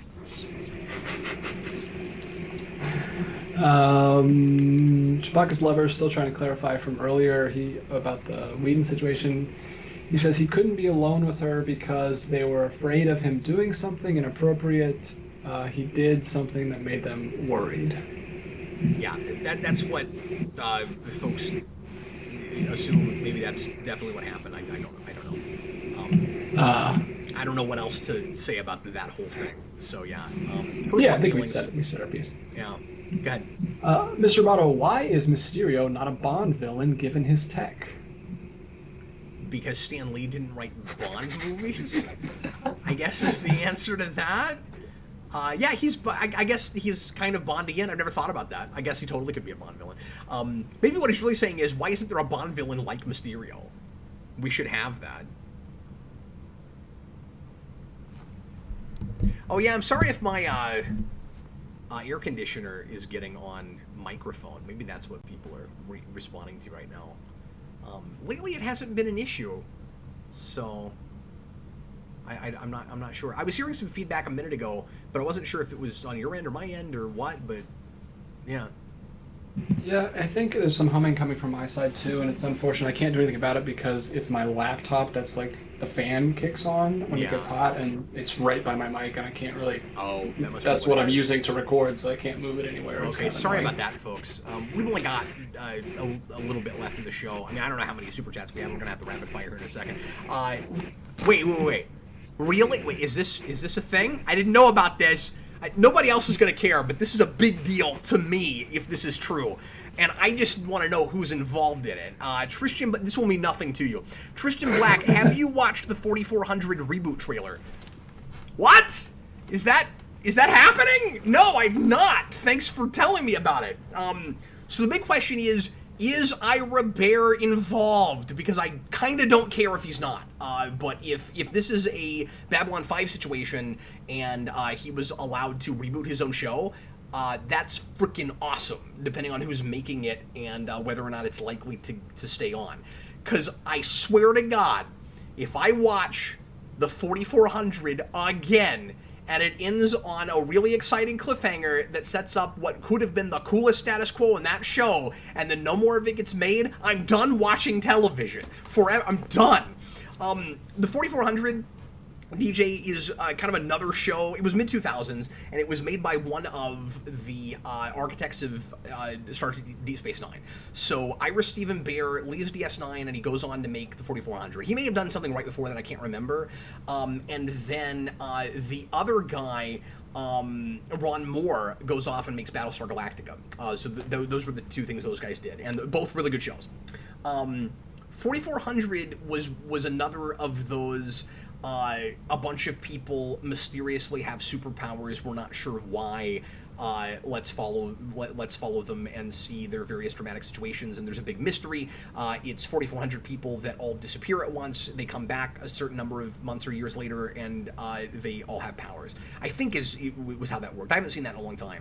But what I remember is it ends on this great cliffhanger, and I don't want to give it away in case anybody decides to watch that show. And then it gets canceled at the end of season 4.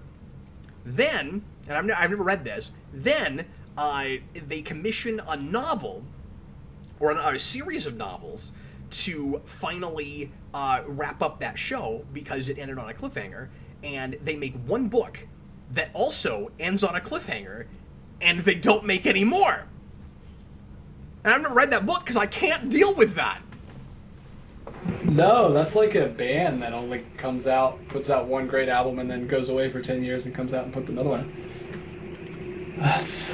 Wait, CW is also doing 4400? Oh no.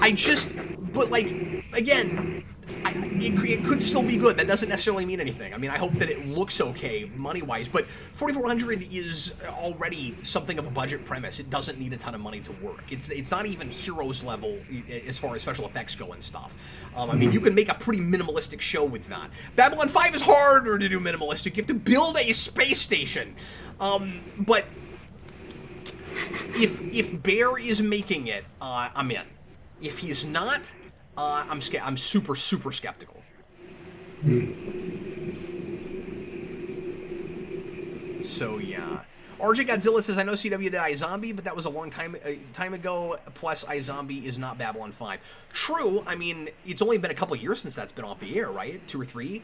But I would also argue that, I can't remember his name, but the guy that made iZombie, who made, I want to say the other show was like Veronica Mars, right? Is not JMS. I mean, that would be the argument I would throw you is like yes, that's true. It's not Babylon 5. It's not to that same caliber of storytelling necessarily, but that's not because of CW. That's because I'm not saying that that's even an inferior creator. They're just making different things. One of these is just a lot more, nuanced and deeper and stuff, for lack of a better word in the moment here. But if you're talking about production values, I'm with you. I don't know what Babylon 5 will look like on the CW. But again, it was originally made for $5.50, so. All right, we got 2 super chats left. One from Bob the Great, Hun. let's get them knocked out. A little lengthy one. Thoughts on Chuck Dixon thinking Watchmen ruined comics and his hatred of deconstructing superheroes. He's an old school guy who disliked modern comics even before the 2010s. And then in parentheses, 2000s Marvel, Ultimate Marvel. Yeah, I don't really want to comment on this too much without listening to what he actually said. And I don't want to ask you to keep commenting about it, but I'm just going to keep throwing you the kind of same answer until I look at it. Like, I haven't looked at his channel yet. I don't know what he said beyond you're saying he doesn't like those things. And I think I commented on this already over the weekend. I think you asked a similar question. So just real quick, I'll say I get where he's coming from. I just have never totally wholesale bought into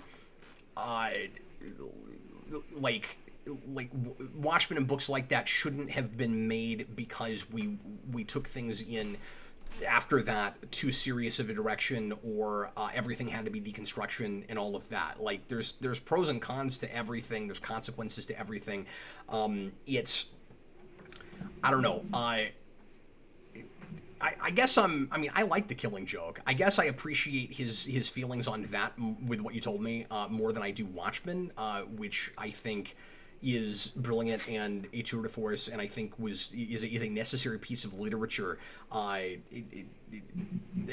especially as far as what it had to say about the period that it was made in, even more than it's an important comic book. But I don't know. I said this before.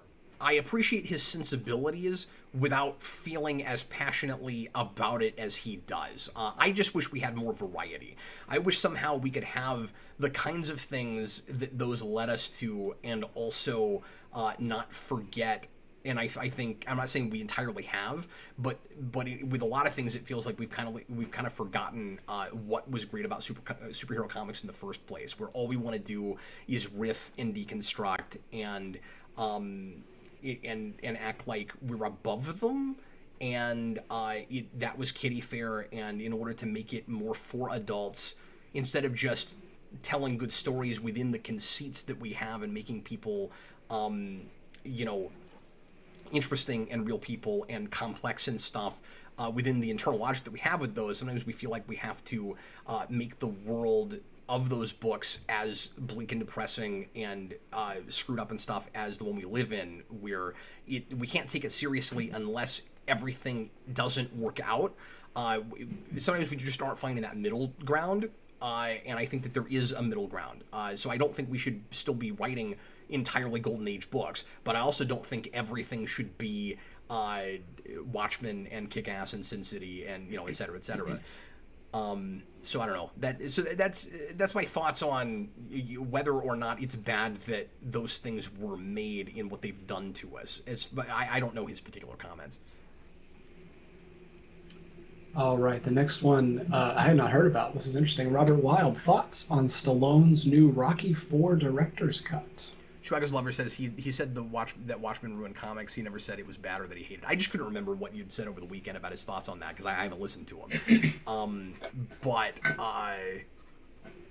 Yeah, I mean, I can't even say that Watchmen ruined comics. I just think it hurt us to some degree in variety and in the way comics are looked at, where it's like I think we just got too simplified and surface in well, that was brilliant, so everything needs to be that. And that's not the only, I mean, that and Miller, and I mean, there's a few other things, that did that to us. And then everybody's got to ask themselves, like, we got these great deconstructionist works of art that had something to say, profound things to say about the medium, and also the characters within the medium, but at what cost? And was the cost worth it? And that's a hard question to answer.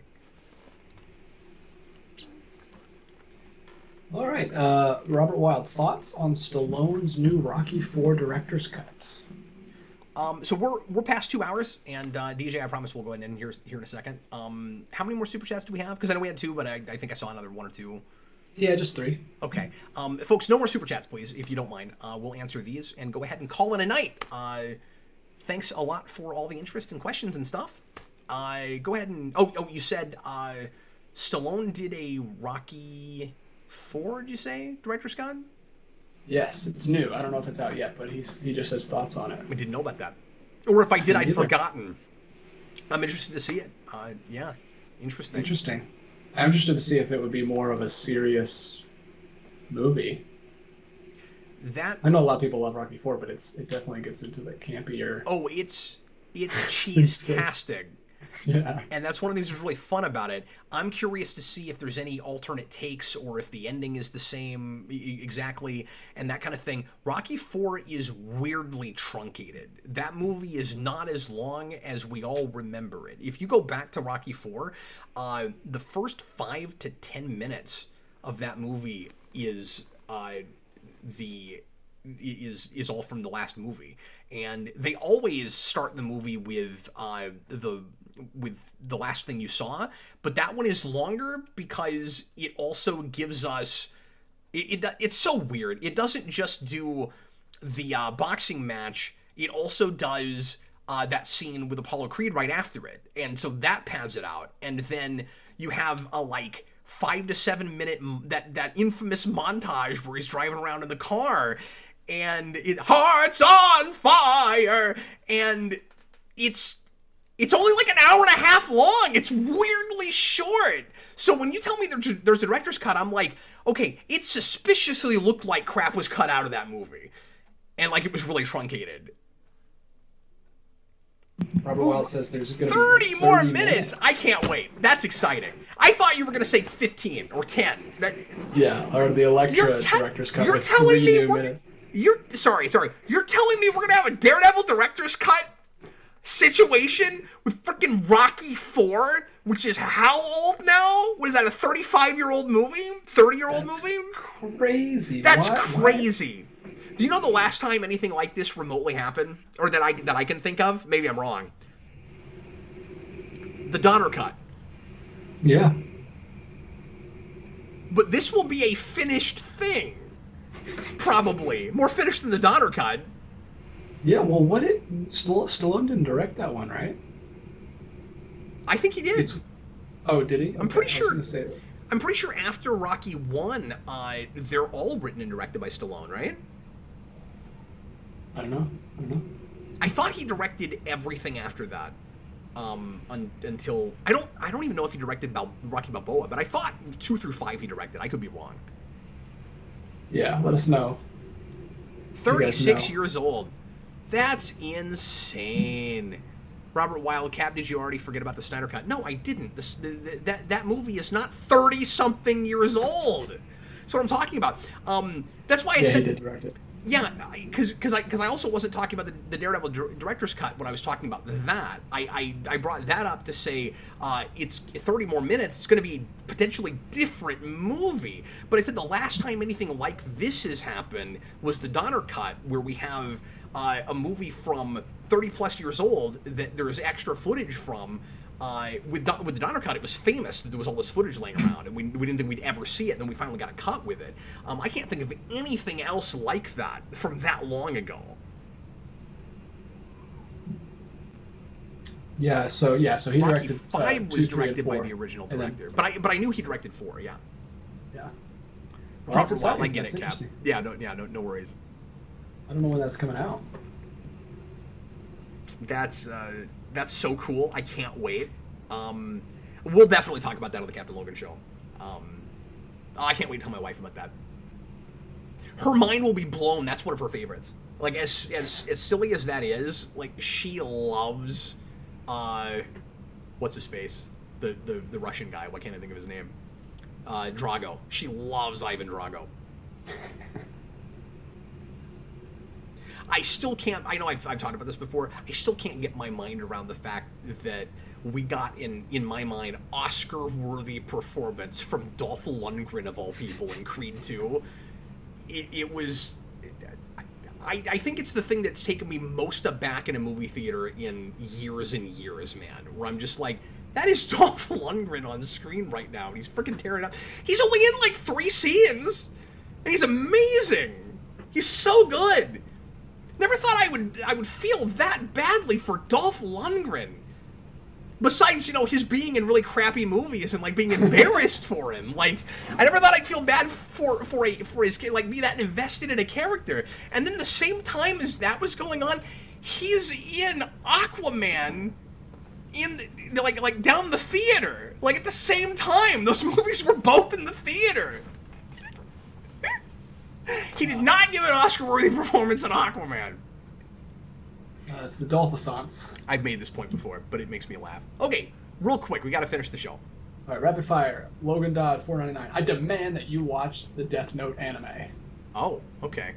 Well, this is not me begging for money, but if you demand it, the best way to do that is through a request on Patreon, because I can't promise anything even with demanding. Outside of that. So if you really demand it, that's the way to make sure I do it. Oh no! Some other folks have asked me about that too.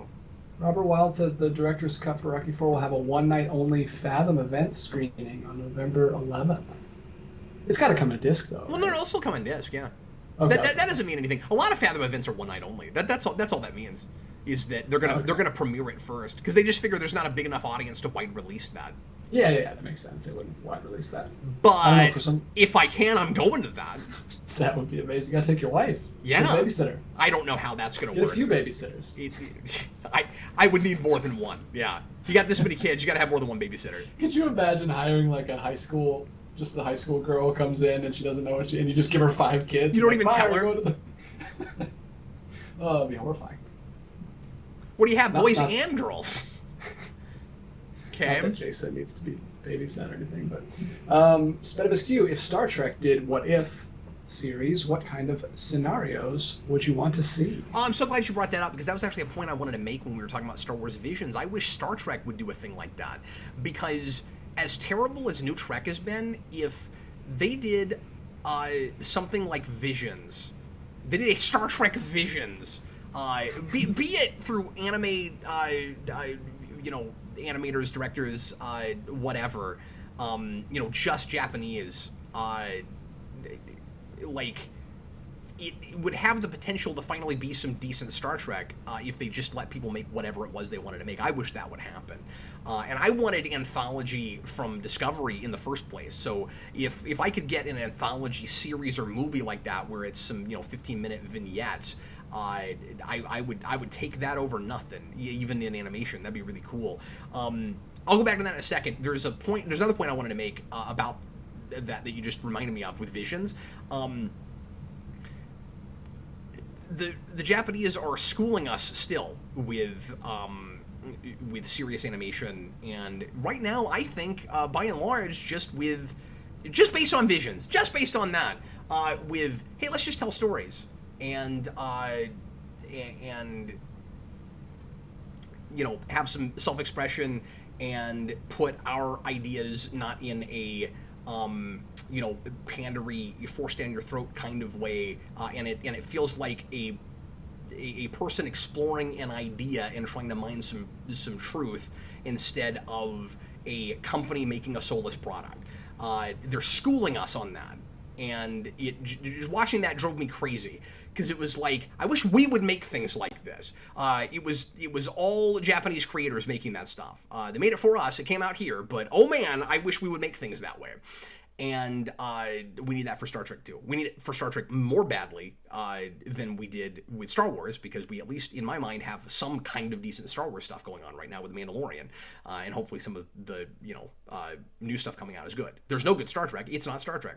So, but yeah, I don't know. I don't know what I would do with vignettes like that. I would just want it to jump all over the place with lots of different eras and stuff. I've always thought it would be cool. Well, I thought this before Discovery kind of ruined the Klingon language for me. I don't care any more about the Klingon language anymore after that. But at one time, I really wanted to see like an animated thing that was set on a Klingon ship where the whole thing was in Klingon with subtitles. We got a thing like that with Discovery. It was boring, but you could still make that more fun and cool. It'd be fun to go back and do like the 5 shows before we got to New Trek and do like a TOS one, a TNG one, the DS9, Voyager, and Enterprise. But I don't know. I don't have like story ideas and stuff in the moment because we need to wrap the show up. But maybe bring that up again at some point. I'll see if I can come up with some cool ideas and pitch some things. But I would just want some variety and jump around everywhere. And maybe make up some characters like we did with that Star Wars thing. I really enjoyed just jumping into something totally fresh and original like that. I mean, you didn't have to really know anything about Star Wars besides the basic ideas of it to enjoy that. And Star Trek has always felt impenetrable to people, so I'd love for a thing to do the same thing with that. Maniac Madness says we skipped a super chat. We did. No worries. I've got it, guys. He doesn't always do them in order. It'll be a good close, right? I didn't want to talk about this and then come back to some of these ones, so I'm just saving it to the end. Don't worry. Maniac Madness 11 says, I recommend watching Squid Game on Netflix. I haven't heard of that. I don't know what that is. Is that an original Netflix thing or just something they have? It is a South Korean series. I just looked it up while you were talking. It's like this crazy Hunger Games scenario where all these people they win money if they play these children's games, but it's like really, really horrifying, deadly. Oh, wow. Like very violent. I was watching the trailer. It looks bizarre and funky and interesting.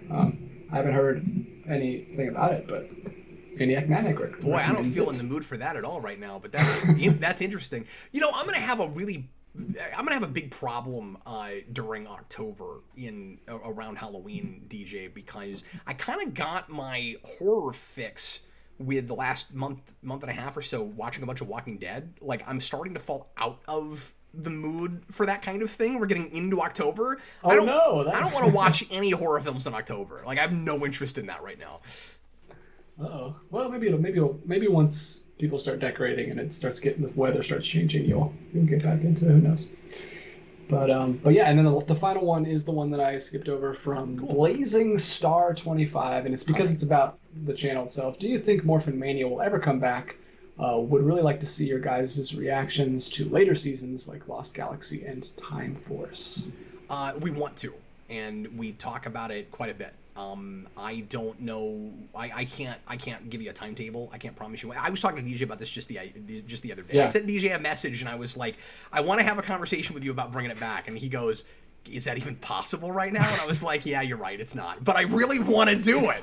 And he's like, I know. And I'm like, I mean, here's a way we could possibly do it. And I was like, I don't have time. Like, I know I don't have time. I want to do it so bad. And I really miss doing it. But it's hard to... I don't want to put it over other things, DJ, because it's really niche. There aren't a lot of people watching that show.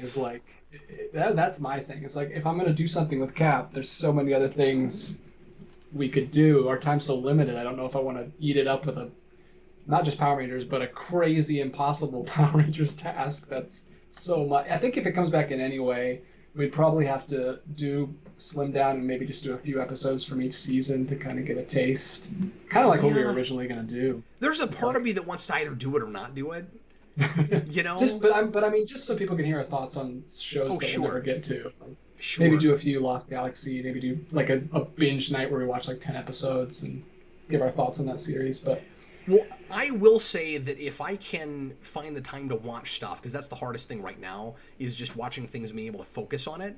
Power Rangers may be a little bit easier because it gets so redundant that, like, I could probably I'm not actually suggesting this, but I could probably put a season of Power Rangers on, like, in the background while I'm doing stuff and still sort of be able to do an analysis on it. I am really kicking around doing more of the overview style thing that I did with the first season of Mighty Morphin on the Unscripted show, and jump around a little bit instead of doing them in order. So I would at least be able to comment on some seasons that people really want to hear us talk about outside of commentaries. And then you and I could still, when we're able to, go in and actually watch the show with people. Alternatively, we could, if we, again, it's just a time issue. Like, I don't know how we do this either. But alternatively, we could also, instead of doing commentaries, just do broad discussions on shows. We could pick a show. We could do the same thing I'm doing with The Simpsons, really, with Austin, and just give ourselves a certain amount of time to watch it. And I don't know, you maybe wouldn't have to watch every single episode. There's so much redundancy in a lot of those that you could just do kind of a more broad, like, here's how we feel about this, the premise and characters, and how it began and ended. Like, I'm just spitballing stuff. There's a lot of different ways that we could go back to Power Rangers. It wouldn't necessarily have to be in commentary form, but I love doing that. And I loved the half-ass nature of it. It makes for good commentary because it's mostly just, like, kind of chatting and catching up, and then we're watching Power Rangers too. But yeah, that's the tough thing, is, like, if we were going to do discussion videos, we'd have to watch it anyway. So if you're watching it, why not just do commentaries? Like, that's a good point. Well, sure, but at least we wouldn't have to, like, link up our schedules to do it. Yeah, that's true. So I don't know. Like, I've been thinking about a lot of different possible ways. You're probably right. The smart thing would probably be to just do samples of episodes, and maybe, like, do binge nights where you pick one show and you only ever do one night on that one show, and you do 10, 12. Just look up the best episodes and watch those. Yep. You always do the first and last, and then you do a few in between, and you sample a show. That's probably the way to do that. And then you would have to change the intro where it wouldn't say every episode ever anymore, which would break my heart because that's hilarious, and I wanted to do it. I wanted to get there. We were on track, man. I got 5 kids. I don't see how now. And a lot of we've talked about this before, but a lot of the reason we haven't been doing that show is just because there's not good ways for people to watch it anymore. So, like, we have it on disc, but I imagine even fewer people would watch it now because there aren't ways for people to watch it. Yeah.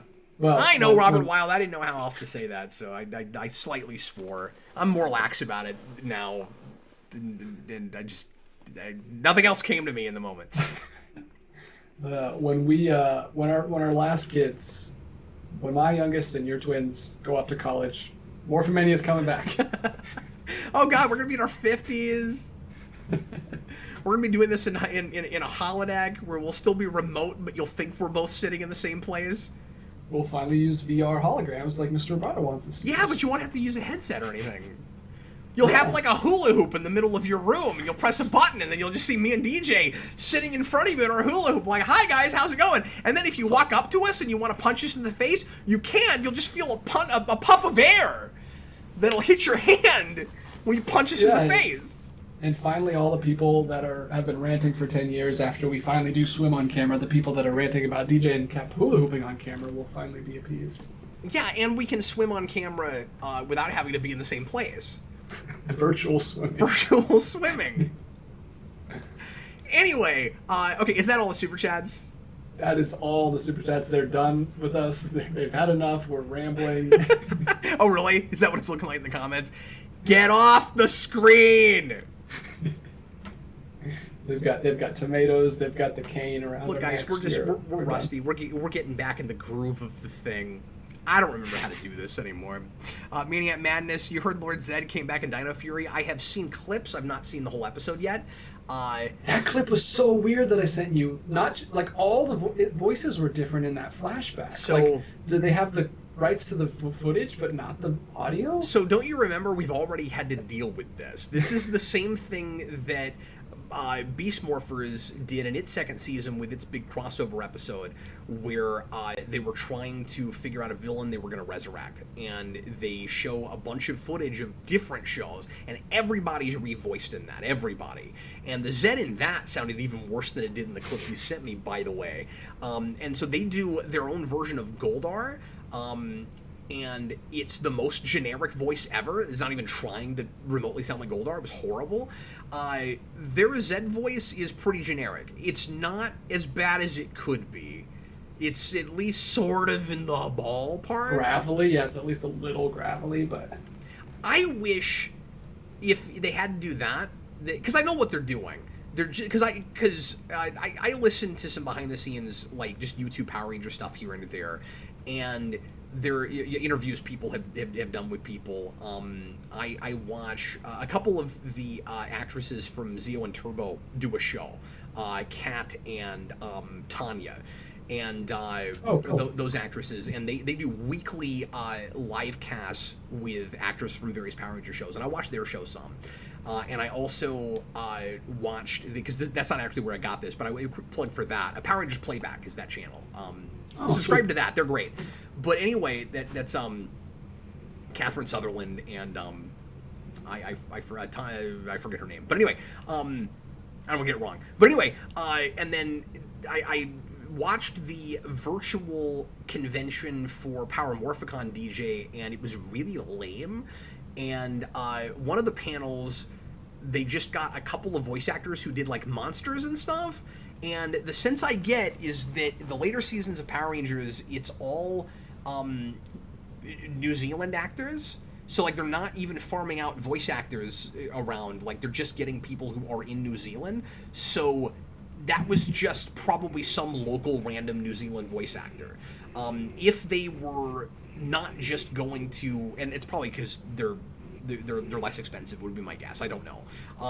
But what I wish they'd done, and this guy doesn't sound like Axelrod either, but he's having a lot more fun with it, and it's less generic. I wish they'd go, if they could, to the guy that voices Zed in Battle for the Grid. Because I don't know if you remember what he sounds like, but he's hilarious. Like, it doesn't sound like Axelrod, but it's really funny, and it's a lot more... He sounds like... It sounds like a deep, like black man voice, and it's a pretty good voice for Zed. I kind of wish that's what they did with it. It's a total reinvention, but it feels like a take. It feels like an actual reinvention.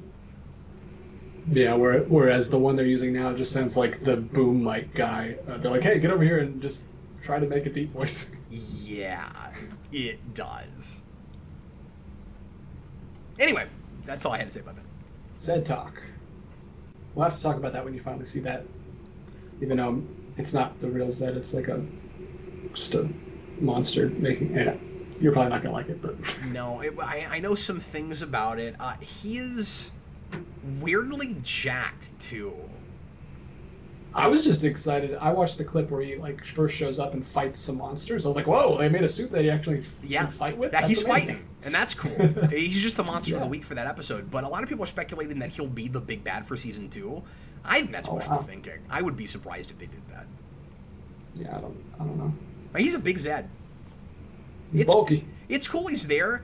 It is the most random place to bring Zed back in. Why wouldn't you do it in Beast Morphers, which was much more of an anniversary type thing? I don't get it. I don't know why it's there. Because Beast Morphers was we've tapped into the Morphin Grid for like power for the city and stuff, and there's a lot of references to like it seemed like it was supposed to be another season, sort of like Dino Thunder, that was supposed to connect all the series up again. If you're gonna do Zed, why don't you do it there? Because the big cameos in that season were props. Like, look, we got Zed's staff, you guys! And then the very next show they did Zed? That's weird! It's kind of cool that they did get a suit, an actual Zed suit, not when they like technically brought back Goldar, but he looked nothing like Goldar. And yes, RJ Godzilla, Axelrod did unfortunately pass away a couple years ago now, and I'm really glad I got to see him before that happened. I don't have his autograph anymore because it rubbed off on the thing I got. I had him sign. Really makes me sad. It really hurts my feelings, but it was a mistake. I shouldn't have had him sign that pocket watch, but whatever. Maniac Madness, dinosaur themed nostalgia. I guess that's what it is. But like, by the time Zed came in, it wasn't even as dinosaur-y as it was the first season, right? Oh, the dinosaurs showed up for 2 seconds to transform into mythical creatures. Yeah, exactly. I mean, they still got dinosaurs on their helmets and stuff, but they had that even during the ninja period. Yeah, that makes no sense. I digress. We're talking too much about Power Rangers. Nobody cares. And we've lost 5 everyone. people care. Yeah. 42 people still watching. Wow. I don't know how that works. Guys, thanks a lot for watching. Hope you enjoyed the show. We were all over the place, as always. I was going to do thoughts tonight. I'm going to table that for next time because we're already half an hour past the 2 hours. So I'm going to bid you guys farewell because my thoughts could go on too long. The thing I wanted to do thoughts on could honestly be an After Dark topic, and I'm going to wait on it. So I've given plenty of other thoughts this evening, DJ. All right. Well, yeah, we'll keep it. We'll cut it off here. And then we were supposed to talk about that collecting versus hoarding thing that someone brought up. Like, this is too much to talk about. Let's try to work that in somewhere. That would also be a really good Patreon topic, but I think we kind of promised to do that here, so we should. Yeah, we'll get to it. There's I say, but you guys never dry up with questions. There's always questions. So you guys are awesome. We really appreciate it. Can't do the show without you guys, and you always keep it interesting and lively, and we sure appreciate it. Went late this time. It's been a while, and this is our first week going regular again. So get back into it. Yeah. So. Forgive us that, and thanks a lot for watching. We'll see you again next Thursday night, 7 o'clock Central. I'm going to be back on tomorrow night with Austin to watch a movie. That's all I can promise, is that we're going to watch a movie. That's it. I'm not even promising I'm going to say anything. I will say things. But silent commentary. I don't know what I'm going to say yet. I got to finish watching that movie tonight. But and then again, Sunday will be the first episode of Unscripted Superhero and Unscripted. DJ made a cool logo for that. Thanks so much for doing that. And then Crypto Freaks returns next Tuesday. That's the news that's fit to print. Thanks for watching. We'll see you again next time. I was Captain Logan, and that was DJ Martinez. Hi guys, good to be back. Later, folks.